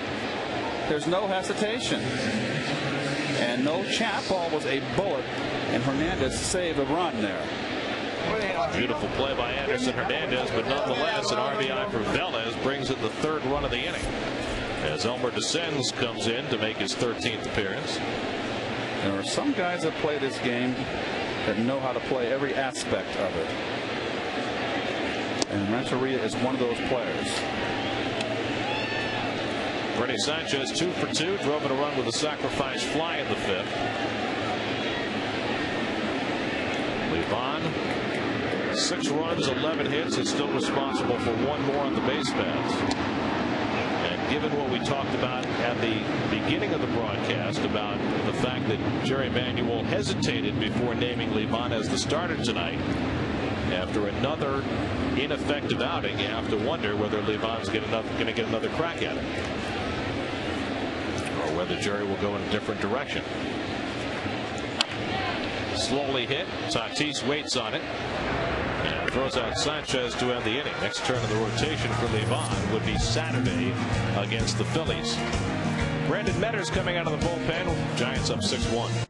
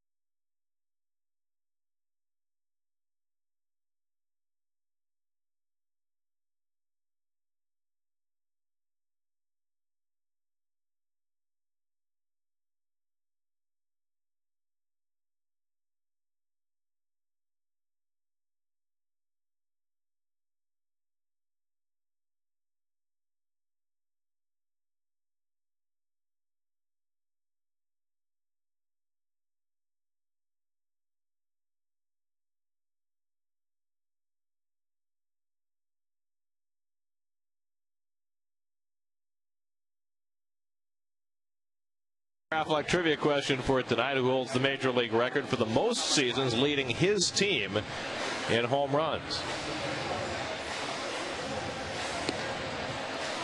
Mayor Bloomberg here today.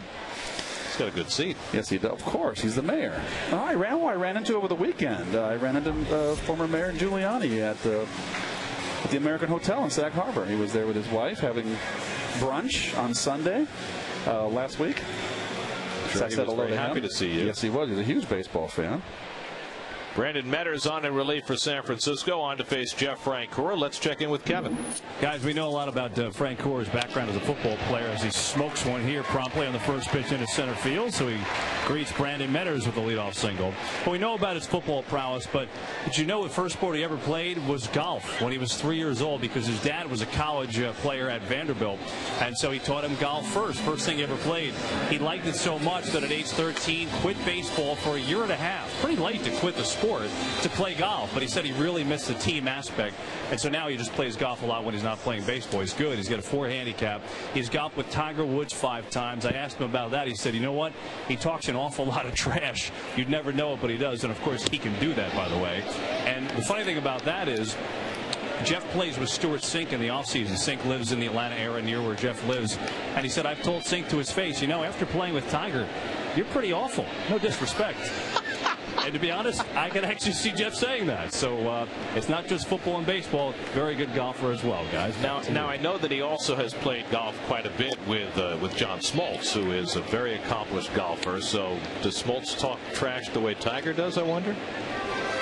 According to Jeff, no one else talks when Tiger is on the course. Well, Stuart Sink must have got motivated because he won the British Open this year.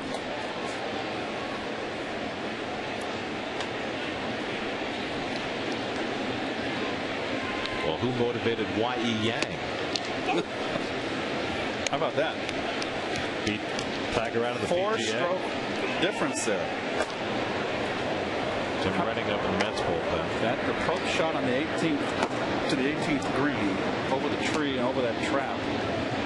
That was a great shot. Tatis 0 for 2, and he rips one into the glove of Sandoval, and he gets the double play. Well, second straight inning that the Mets have had a runner doubled off, as Francoeur couldn't get back in time. Well, very fortunate here for the Giants and Brandon Metters. That was a rocket launcher. Francoeur just got oops. He knows he made a mistake. So just like that, 2 out and nobody on. Metters has given up a couple of bullets to start the inning. And now Schneider takes ball 1. Metters in his last outing 6 days ago against the Dodgers gave up 5 runs in an inning and a third. Probably on balls hit just like that. But here he has 2 out and nobody on. Sometimes it's better to be lucky than good.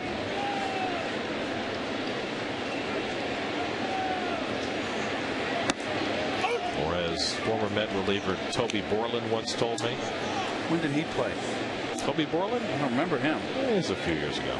He said, even a blind squirrel finds a nut now and then. Say it again.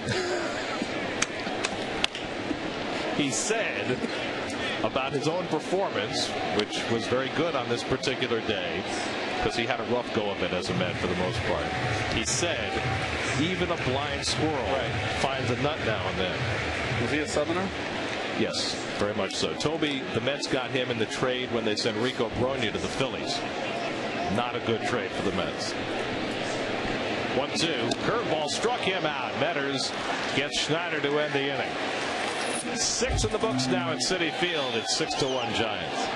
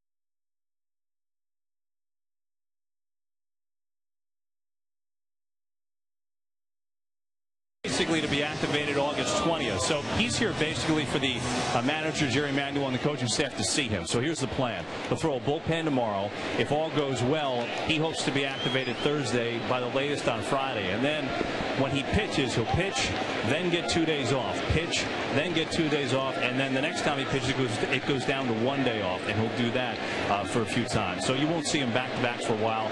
At the very, just kind of working him in to the rotation. And I asked him, Billy, you know, going through what you did to get back within a year of that surgery, why? What was the motivating factor? And he said, well, two things. A, I'm a competitor, and B, I just wasn't about to let someone else tell me when I was done. I want to be the one to say when I'm done. Interesting thoughts from Billy, and hopefully we get to see him by Thursday, guys. Back to you. You know, Kevin, there's been much speculation about what the Mets' plan is for Wagner. In other words, once he gets back into action, whether they will attempt to deal him before the August 31st deadline for contending teams to add players who would be postseason eligible. And with the plan you're talking about, to pitch 1 day on, 2 days off, that would mean that Billy would only be able to get in 3 or maybe 4 outings between the time he's activated and the time that August 31st rolls around. So yeah, Garrett's 4. I looked at it after what he laid out for me, so I think he'd be able to get 4 in before the 31st. And I guess the question is that enough time for teams to take a look and make an evaluation as to whether he would be a guy who would help a contending team down the stretch? And you're talking about a very handsome salary, too. Well, that's a consideration. Well, a team that would take on Billy if they were to trade for him right around the end of August would owe him about $1.5 million in salary this year, and then he's got an option next year at about $8.5 million or $1 million buyout. So a team that acquired him at the end of August would be on the hook for at least $2.5 million. So that's obviously got to be a consideration too.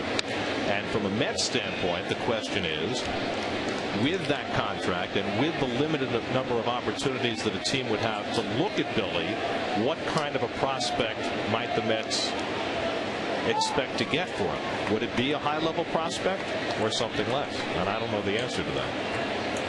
I have an opinion. I don't think it's going to be a high-level prospect. 3-2 to Sandoval, and he chases one, strike 3. Elmer Descends has his first strikeout, 1 out in the 7th. Oh, chased a bad one here. And then I guess the question is, if it's not going to be a high-level prospect, is it worth hanging on to Billy and consider picking him up for next year? If he can come back, Garrett, that gives you another left-hander in the bullpen to go with Feliciano. Mets got hurt in the 6th inning on 3 runs because Jerry only has 1 left-hander. You know, if you have 2, you can have a lefty up in the bullpen to make a move. Again, get Scherholz, at least get Bochy to go to his right-hand bench and waste a player. You know, Jerry doesn't have that option right now with only Feliciano out in that bullpen. I think every bullpen in the major league should have 2 left-handers, particularly when you're carrying 7 bullpen guys. Fly ball out to center field off the bat of Molina. And Sullivan there to grab it, 2 out. Well, certainly Billy Wagner, a guy who's been closing games throughout his career, if healthy, is a tremendous asset. I'm very anxious to see how he throws, to be honest with you. I mean, to me, it is phenomenal that he's been able to come back to this point this quickly at the age of 38. I mean, it's a little easier for relief pitchers than it is for starters. They don't have to build up their arms the same way once they've recovered from the surgery, as Garco pops it up. But still, it's a great tribute to Billy and his resilience and the work ethic he's put in order to come back. 1-2-3 inning for Elmer Descends, 7th inning stretch.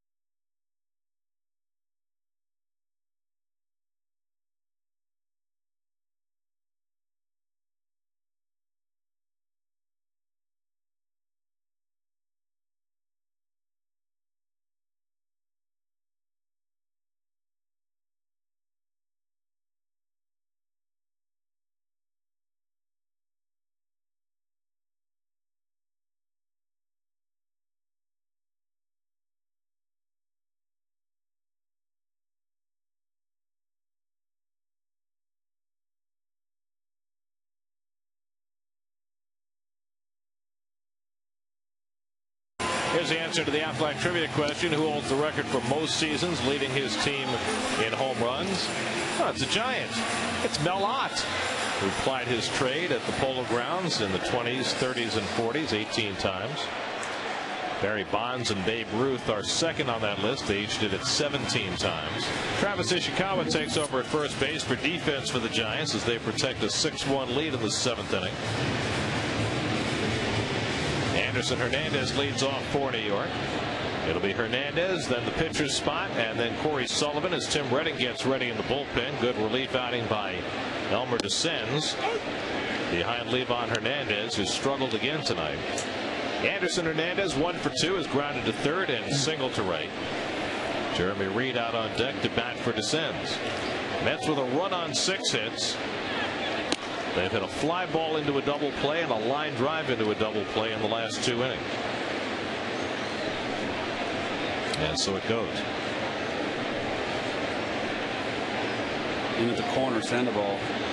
Now he backs up a little bit. He likes to play way in, doesn't But he didn't with the apparent bunt when Levon was up that back in the 4th.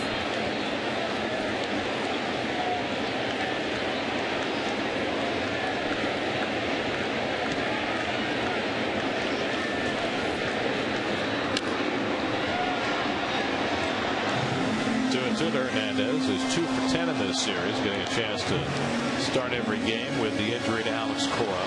We hope to hear more on Cora after the game today because Alex was seeing the doctor right about game time today to see whether that left hand would force him to go on the disabled list. Mets added a player today, by the way. They brought up Andy Green from AAA to replace David Wright on the roster. And Green is here and available wearing number 29. Andy was with the Mets during spring training this year, a guy who could play all the infield positions. He used to play with Arizona. 32 years old.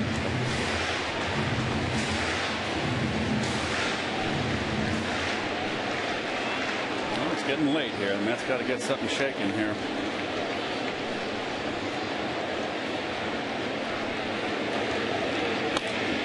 Curveball popped foul. And that'll come back out of play. There's Andy Green early today out taking some ground balls at third base and getting some instruction from Sandy Alomar Sr. Well, they got him working at third base for apparent reasons. Andy's one of those overachievers. Played at the University of Kentucky with Brandon Webb, who would later be his Arizona teammate. Popped up, shallow left field, and Eugenio Velez is there. 1 out. So 1 away in the bottom of the 7th, and now Jeremy Reed will bat for Elmer Descends, who faced 5 batters in relief and retired them all.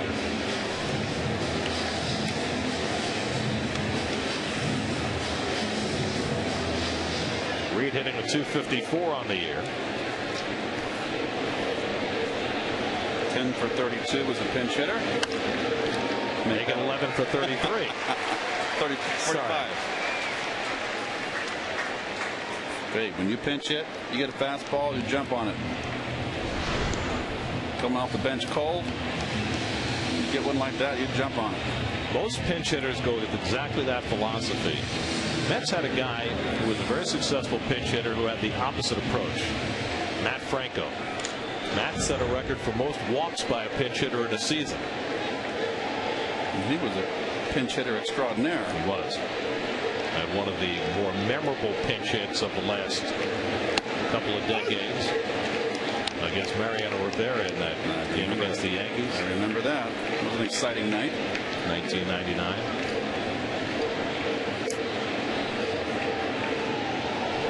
Sullivan is 2 for 3.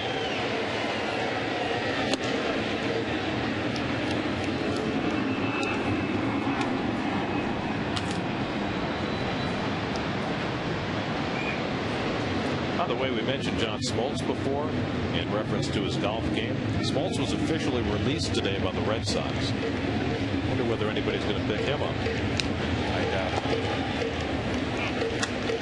He got pretty much lit up, didn't he? Over in Red Sox land? As a starter, but you wonder, could he be of value to anybody in the bullpen? I mean, he's certainly got experience doing that. No fooling. Kind of got a career like Dennis Eckersley. Bobby Howry up in the bullpen for the Giants. Except that Eckersley was a starter who became a reliever. Smoltz was a starter who became a reliever and then went back to being a starter later in his career. I really thought when the Braves put him back in the rotation that for how many years in relief?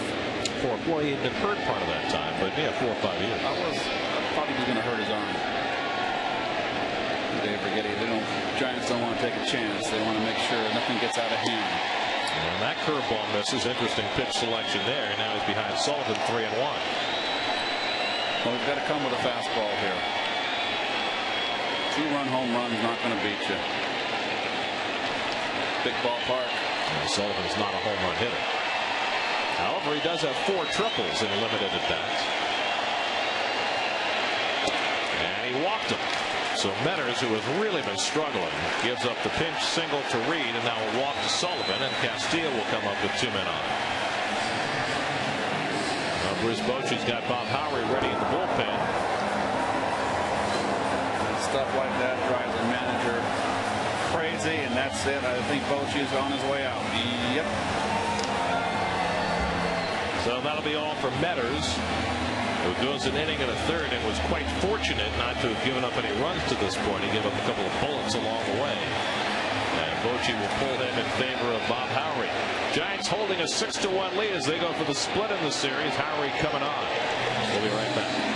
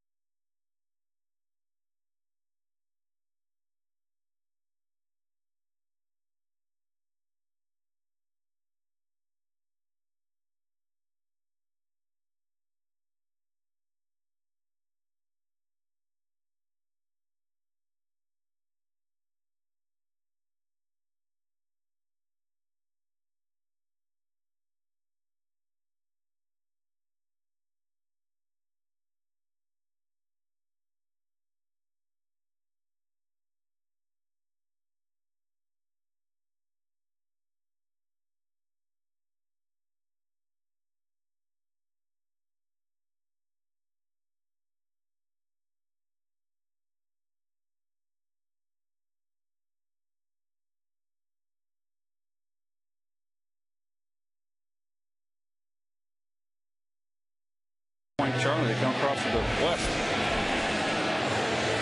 And Bob, a former Cub, hard thrower. And he's brought his ERA down. But he's going through a little tough spell. He's giving up runs his last 5 to 10 outings. So the Mets have a little window here to try to chip away at that lead. Bobby Howry, who just turned 36 years old, will face Luis Castillo with 2 men on. Tonight after the postgame show, it's 30 minutes devoted to the latest happenings in New York sports. Geico Sports Night tonight after the postgame, and then at 1 a.m. right here on SNY.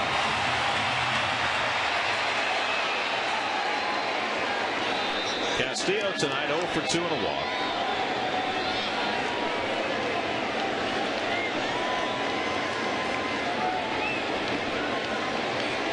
Sandoval again comes in close at third base. Good fastball. Takes a strike. Good fastball. That's the Howie I remember. I remember always was impressed with his arm. He is a hard thrower. That ball's got some zip. Howry has played on both sides of Chicago, also for Boston and Cleveland before coming to the Giants this year. Sandoval protecting for the bunt.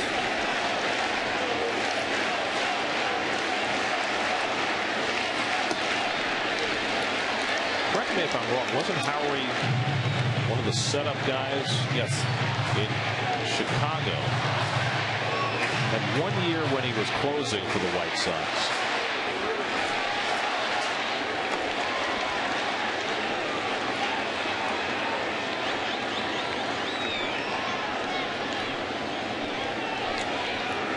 Before spending the last 3 years with the Cubs. Shallow left, and Vela's playing shallow. Has it for the second out.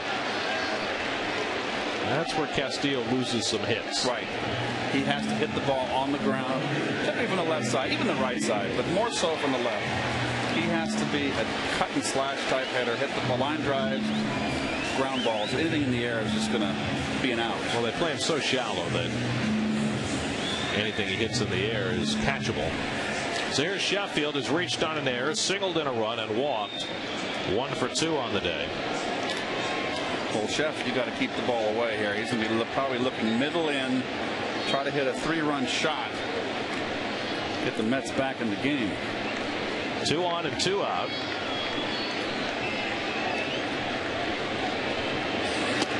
Sheffield takes a strike. Gary has 2 hits and 3 career at bats, including a home run against Howery. Well, he got a few guys in his career, hasn't he? He has. And there's the defense, very deep in the outfield, and rightly so. Deep on the infield. Sorry, Gary. I was going to say 509 guys all told. Well, I'm sure he's got a couple doubles. Duplicates. Yes. Oh boy, Anger. He had a rip, and look, you saw that reaction from Gary. Look at this slider, right down the pipe. Oh boy. The most home runs Sheffield has against any one pitcher is 6. Tom Glavine is one of those who's given up 6 to Sheffield. Oh, there's more than one. There's a whole group. An unhappy group. 0-2. Good pitch. Misses inside. Actually, the only other pitcher who's given up 6 to Sheffield is Jamie Wright. Okay. And then there's a whole bunch with 5, including Steve Traxel and Bob Walk. Now you talk about guys who pitched in different eras. That's how long Sheffield's been around. Bob Walk. Bob Walk does the TV in Pittsburgh. He hadn't played in 15 years. Yes. 1-2 to Gary. And again, Howery works him inside. 2-2. Sheffield 2 for 10 in this series.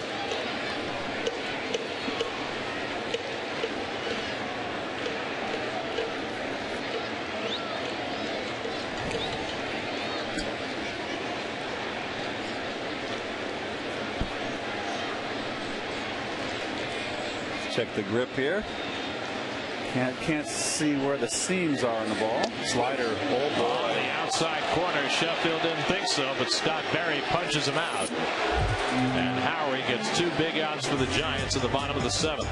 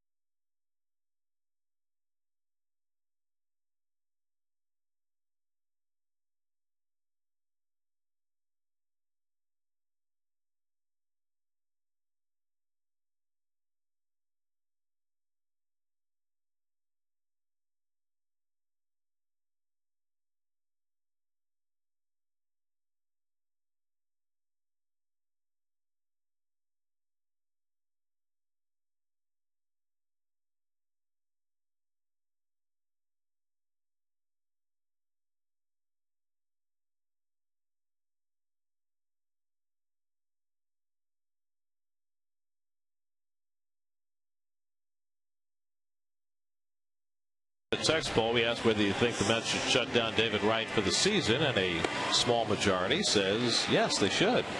It's a lot of games. You realize after today there's still 44 games to go in the season. I don't think David has any intention of sitting out the rest of the year. Is that a landslide? 52-48, I think not.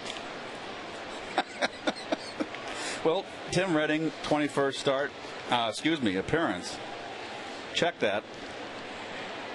And he has yielded 2 runs over his last 12 1/3 innings, Gary. He's been pitching well out of the bullpen. Been pitching much better in relief than he did as a starter. And now the question is, will he go back to being a starter? He's certainly a candidate. Randy Wynn leads off in the 8th inning, and he fouls it away. Livan Hernandez again getting beat up today. 5 1/3 innings, 6 runs, 11 hits, and after being questionable in terms of staying in the rotation for this start, you certainly have to think that that question remains for the next one. And the Mets essentially have 3 long men working in their bullpen, which is unusual. In Redding and Elmer Descends and Nelson Figueroa, all guys who have been starting pitchers in their career and are capable of working multiple innings in relief.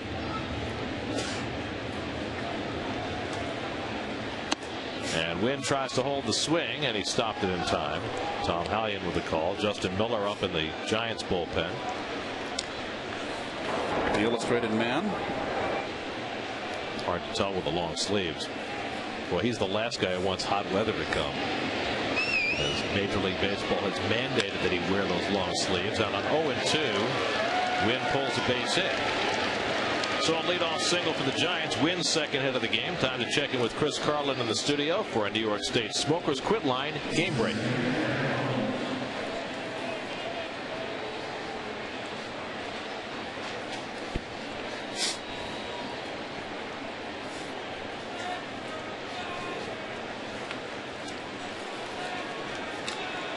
Chris, we will not hold the limited schedule against you, I promise.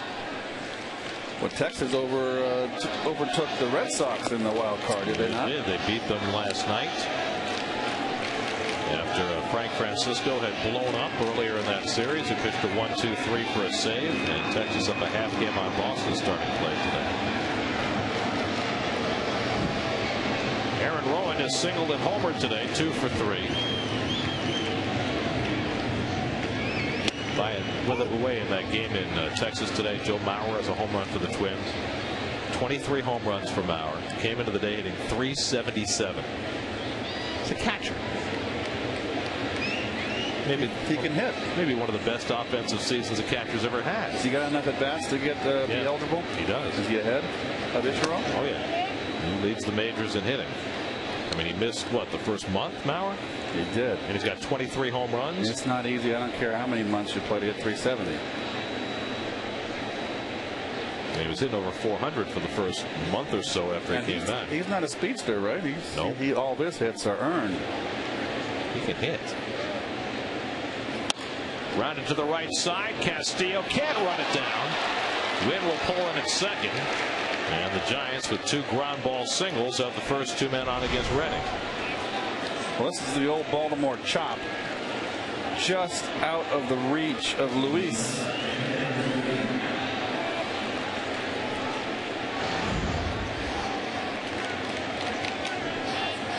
Well, Rowan has his 3rd hit of the night. Boy, that's badly needed for him. He's been struggling so badly. And now here's Renteria, who singled and been intentionally walked today, 1 for 2. Giants now with 13 hits. Well, these are the bats that as a hitter you thrive on. You can just put a stake right in the heart, right here with a base hit or a gap. Just put the game away. That one out of play. 0-1 to Renteria. Fred Lewis is coming on deck to be a pinch hitter for the Giants.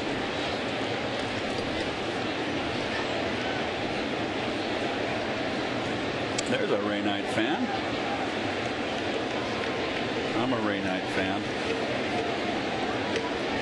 Everybody was a Ray Knight fan in '86. I'll tell you something. He was such an important part of our ball club. World Series MVP. Well, we just got the medical update on Alex Cora. and Alex is going to be out for the year. The word we get is that after careful consideration, Alex has decided to have surgery to repair the ligaments on both thumbs, and will have the first procedure done immediately. They'll have the right thumb done first, then wait 5 weeks and have the left thumb repaired. And so that does it for Alex Cora's 2009 season. Line into left field and a base hit for Renteria. Turning third is Wynn, heading on home. Sheffield's throw is cut off. An RBI hit for Renteria makes it 7-1 San Francisco. 3 straight hits for the Giants against Reading produce the 7th San Francisco run. Well, slider and a decent one, but doesn't fool Renteria. It stayed flat. Ball stayed on the same plane, and Sheffield has no chance to get the speedy win.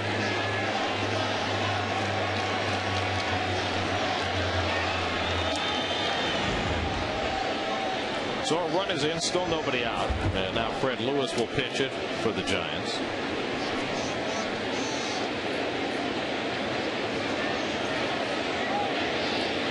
Well, I want to go back to Alex Cora because, you know, now in retrospect, if he hurt that left thumb, as he said the other day, before he hurt the right thumb, he played for better than 3 months with both thumb ligaments damaged. One we know was completely torn, and the left one also damaged enough that he needed surgery on it. I think it speaks to the extraordinary fortitude that Cora showed all year. Tremendous leadership, filling into the time that he knew that the Mets needed him with Reyes out, and he played on and played on and played on, and obviously was in tremendous discomfort the entire time. Oh, I couldn't agree with you more. I was wondering, you know, Alex just for so long didn't have the pop in his bat, and now we know why. Well, it's Alex's first year as a Met, and personally I hope he's here for a long time to come. He brought a very special quality to this team. Lewis fouls one back. Provided such positive leadership in that clubhouse, really pointing a lot of players in the right direction. Agreed. Much needed. And again, for a guy who was injured for the better, well, really more than 3 months. It was in San Francisco when the Mets played a little over 3 months ago that he hurt the right thumb, which landed him on the disabled list. And he had the other one injured, as he said, even before that. Here's the play on that head-first slide to second base. And that's always the gamble you take when you head-first slide. You can see that right thumb hitting the bag and completely tore the ligament. And at first, the word was that he was going to go for surgery at that point. But because Reyes, in that same series, had reported the injury to his calf initially, Cora felt as though he had to come back, particularly when Reyes re-injured himself in the next series in Los Angeles and was going to be out for an extended period.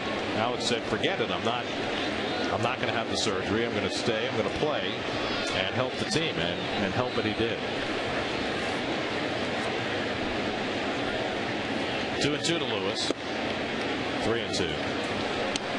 So yet another Met goes on the shelf, and this one for the season. They lead the league. So the Mets will have to make another move tomorrow to bring up a player. 3-2 to Lewis with nobody out. And he lines that one to the hole, a base hit. That'll bring it rolling, and it rolls all the way in front of the warning track. To third goes Renteria. Holding at first is Lewis. I'm not sure what he was thinking. Could have had an easy double, but it's an RBI for Lewis. 4 straight hits off Reading, make it 8-1 San Francisco. Well, this ball's ripped fastball beautifully. Fred Lewis has just not had the year that he would like. I wonder, I thought I saw the corner of my eye if Murph interfered and no one saw it. Let's see. Well, that's the double's going to score. Actually, it's a single. Should have been a double. Nope, I think he slipped on the base. Is that what it was? Yes. We'll watch that in a moment as Velez steps in. And grounds one slowly to Castillo. Out at second. Hernandez with the toss. Out at first. Another run comes in to make it 9-1. 4-6-3 double play. No RBI for Velez. Well, here it is, the turn here, and oh boy. But he was already stopping. It looked like he was slowing down. I don't know why he was stopping. He should have been churning, knowing that ball was in the gap. No chance at that point. And, you know, there's the double play right there. He should have been on second base. Well, the Giants have put this game to bed with 3 runs home in the inning. They lead it 9-1. And there's a strike to Sanchez, 0-1. And the scoreboard has yet to catch up. It still says 8-1 in the ballpark. Now it says 9. It's a little slow sometimes. They heard you. I don't think so. I hope they're not listening to me. Frank Curry in right field is there to grab it. Sanchez retired, inning over, but 3 runs in against Tim Redding, and it's 9-1 Giants.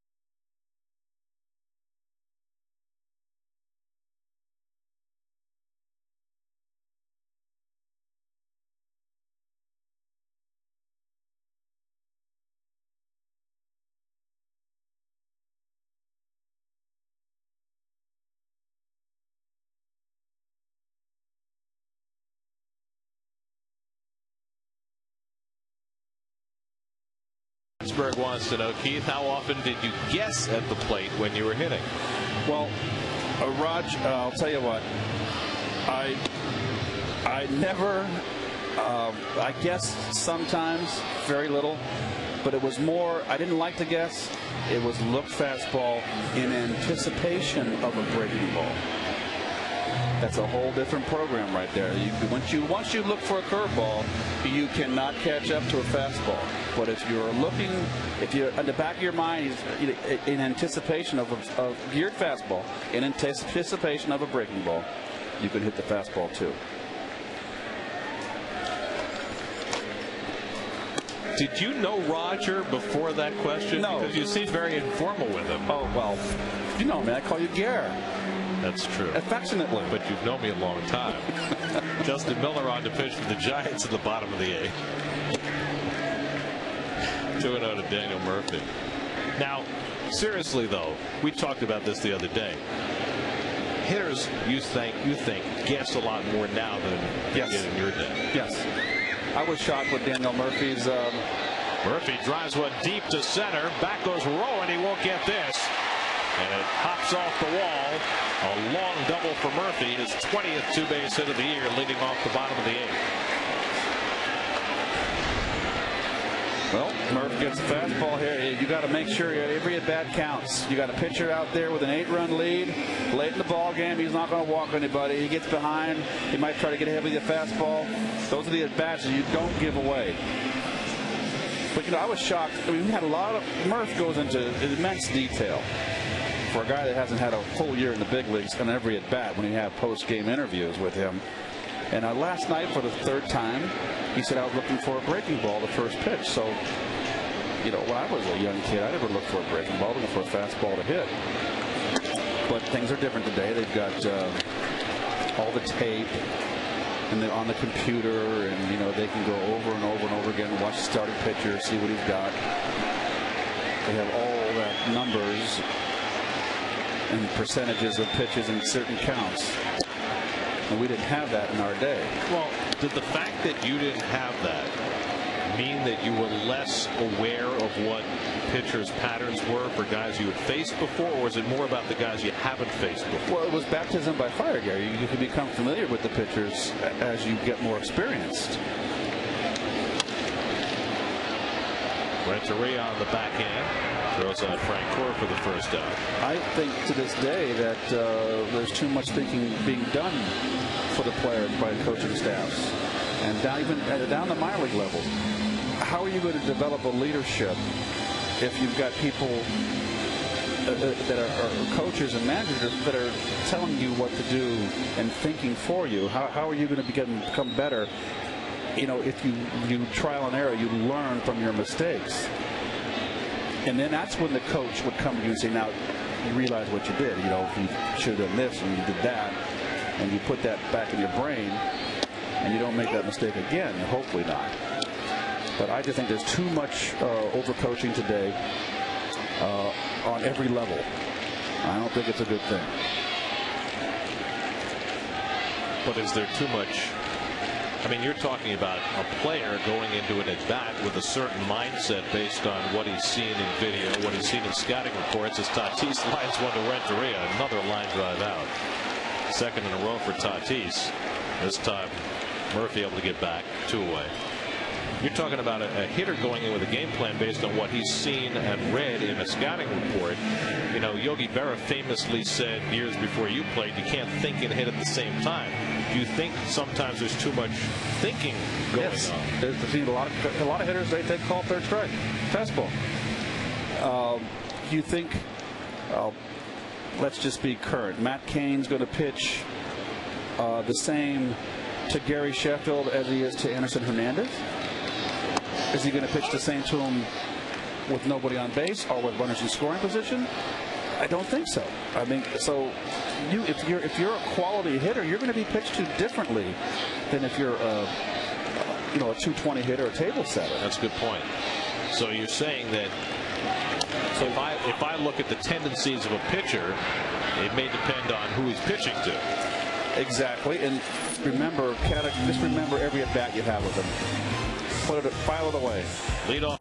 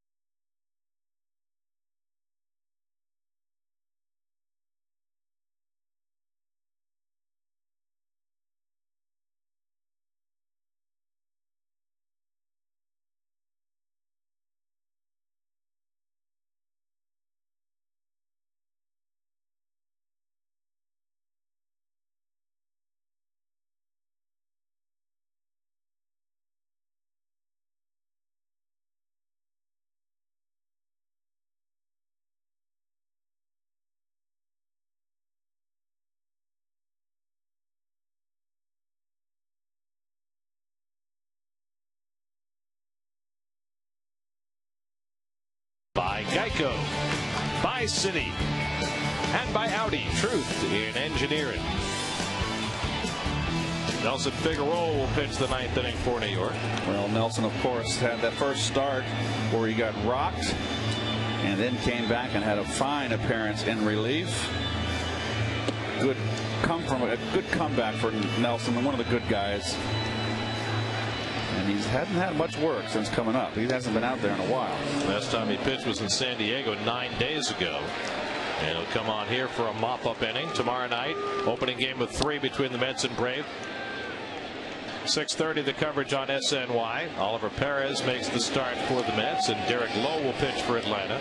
Braves want a makeup game today from Arizona, and so at the moment they are 5.5 behind the Phillies in the East and just 3 behind the Rockies in the wild card. So the Braves, who've been playing very well, have a lot to play for as they come to town, and that'll mean Oliver Perez will be taking on Ryan Church, who will be playing against his old mates, and Jeff Francoeur doing the same on the other side. And Met Killer, the switch hitter, third baseman.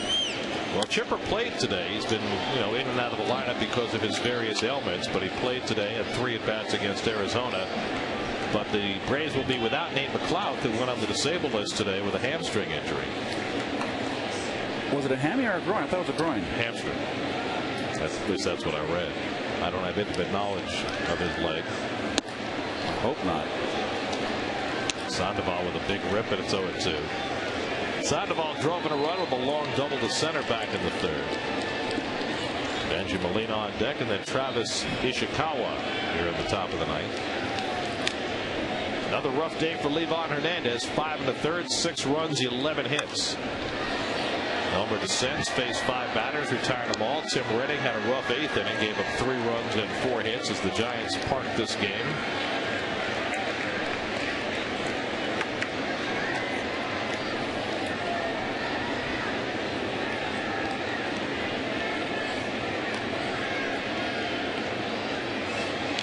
And Sandoval down swinging. 90 miles an hour from Figueroa, 1 away. Sandoval has just been overpowered today with fastballs. Last 3 at-bats.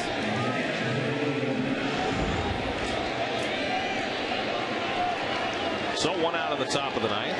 And now Benji Molina, the only Giant in the starting 8 today without a base hit. He's gone 0 for 4.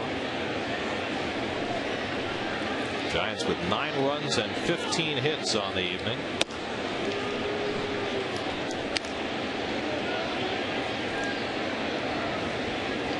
In a hit parade. Your hit parade.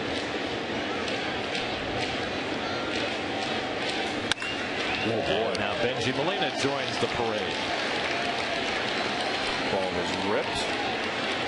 Make it 16 hits now for the Giants. Fastball away, right. No, it was away. It's 2 up. Little cutter. New Jersey native Joe Martinez in line for his 3rd win here tonight. And now we'll get a pinch runner for Molina. Eli Whiteside, the backup catcher who started yesterday, will give Molina the last inning off.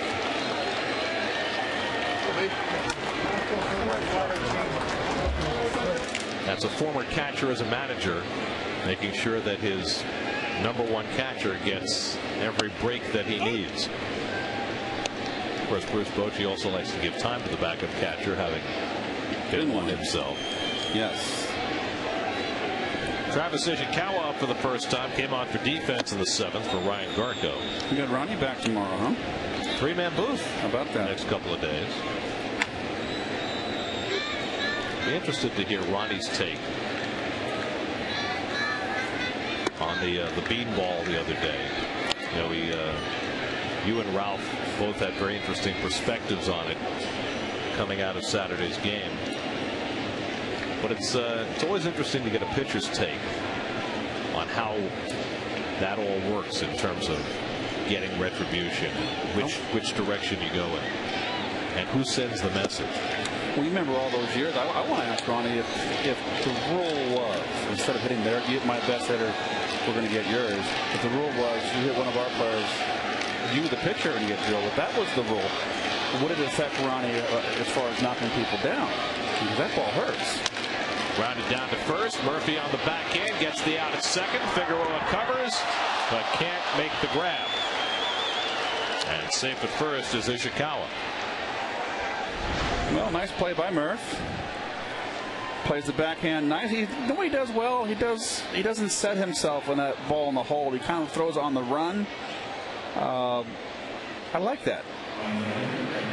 I like that. Not sure why Figueroa didn't catch that ball. Let's see. He was behind him. Kind of handcuffed him a little bit. Yep. It's always tough for a pitcher. I don't care how good a fielder they are. You got to look for that bag and retrieve the throw.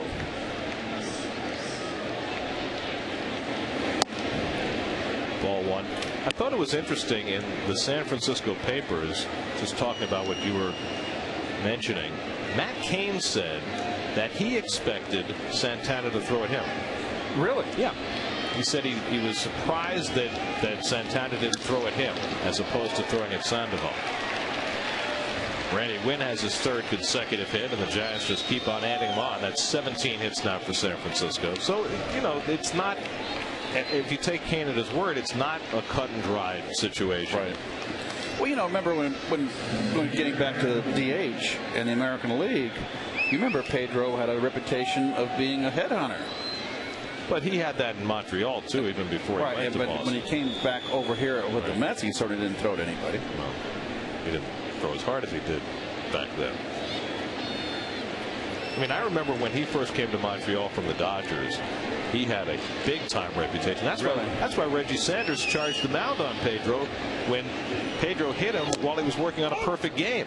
Because it didn't make any sense for him to be throwing at Sanders, but he had such a reputation that Sanders, I don't know whether he blacked out on the fact that Pedro was working on a perfect game, but he charged the mound. I don't know if I ever faced Pedro. That'll get Dave working. He looks bored over there. Shallow right field. I don't think so.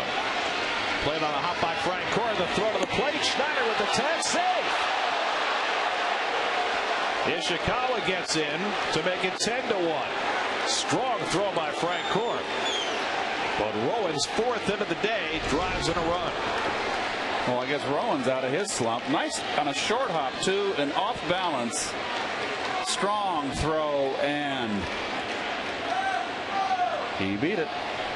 Brian got his foot back, made contact with the foot of the runner. He just got there.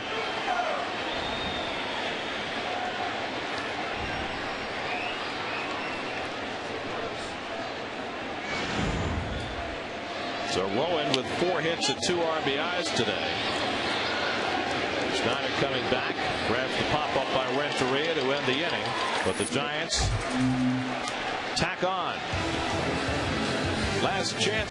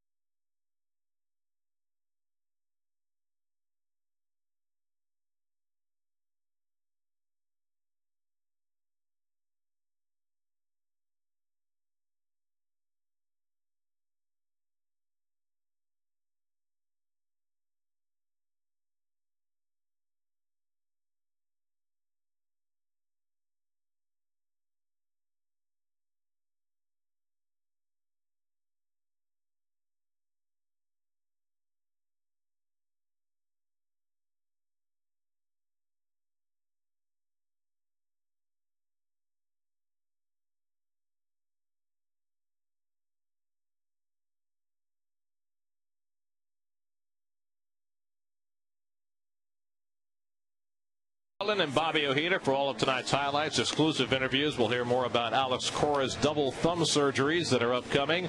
Billy Wagner and David Wright both in the ballpark today. We'll see all of that and more. Jerry's post-game reactions. Lincoln Mercury post-game live right after today's game.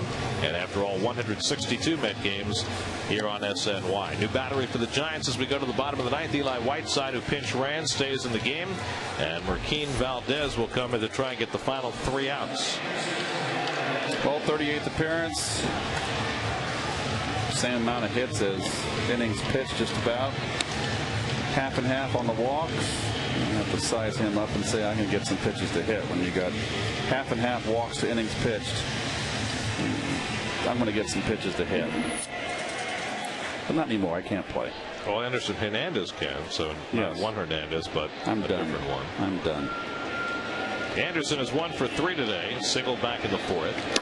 Meanwhile, the Giants, who have been offensively challenged most of the year, second to last in the league in runs scored, 10 runs and 18 hits today. Well, they got 4 from Rowan, who's been slumping, and that was key. And Randy Wynn has been slumping, and he got 3. Andy Green, who just joined the club today, with David Wright going on the disabled list, ready for his first Met at bat. You'll be nervous. 2-1 to Anderson Hernandez.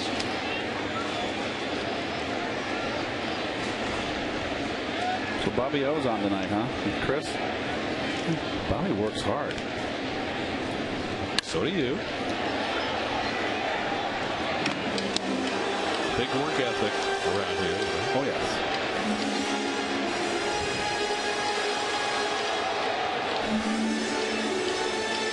Well, the organ's trying to get the crowd fired up. Well, Anderson Hernandez now will get a lot of playing time coming down the stretch with Alex Cora out for the season. Bounces one out to Renteria. 1 away.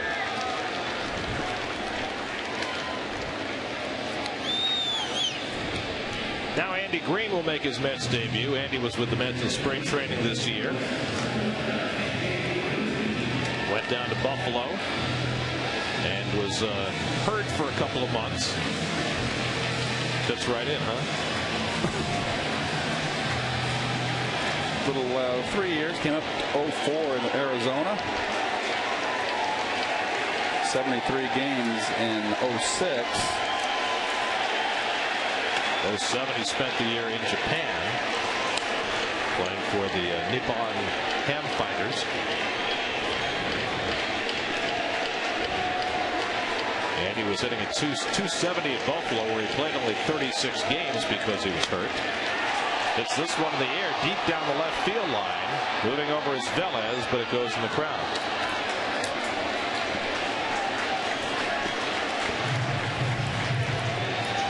One and 1 to Andy Green. I don't know what that model is. Very confusing. Andy's now 32 years old, native of Lexington, Kentucky, who went to college in Lexington too, and UK.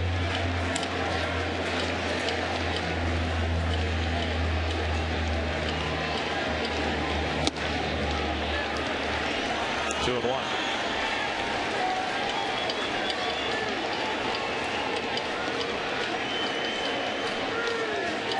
Last big league game for Andy was back in 2006.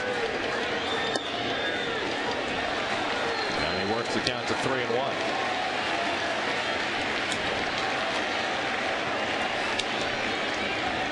If you're an everyday player right here, you'd be very upset with your pitcher if he walked somebody.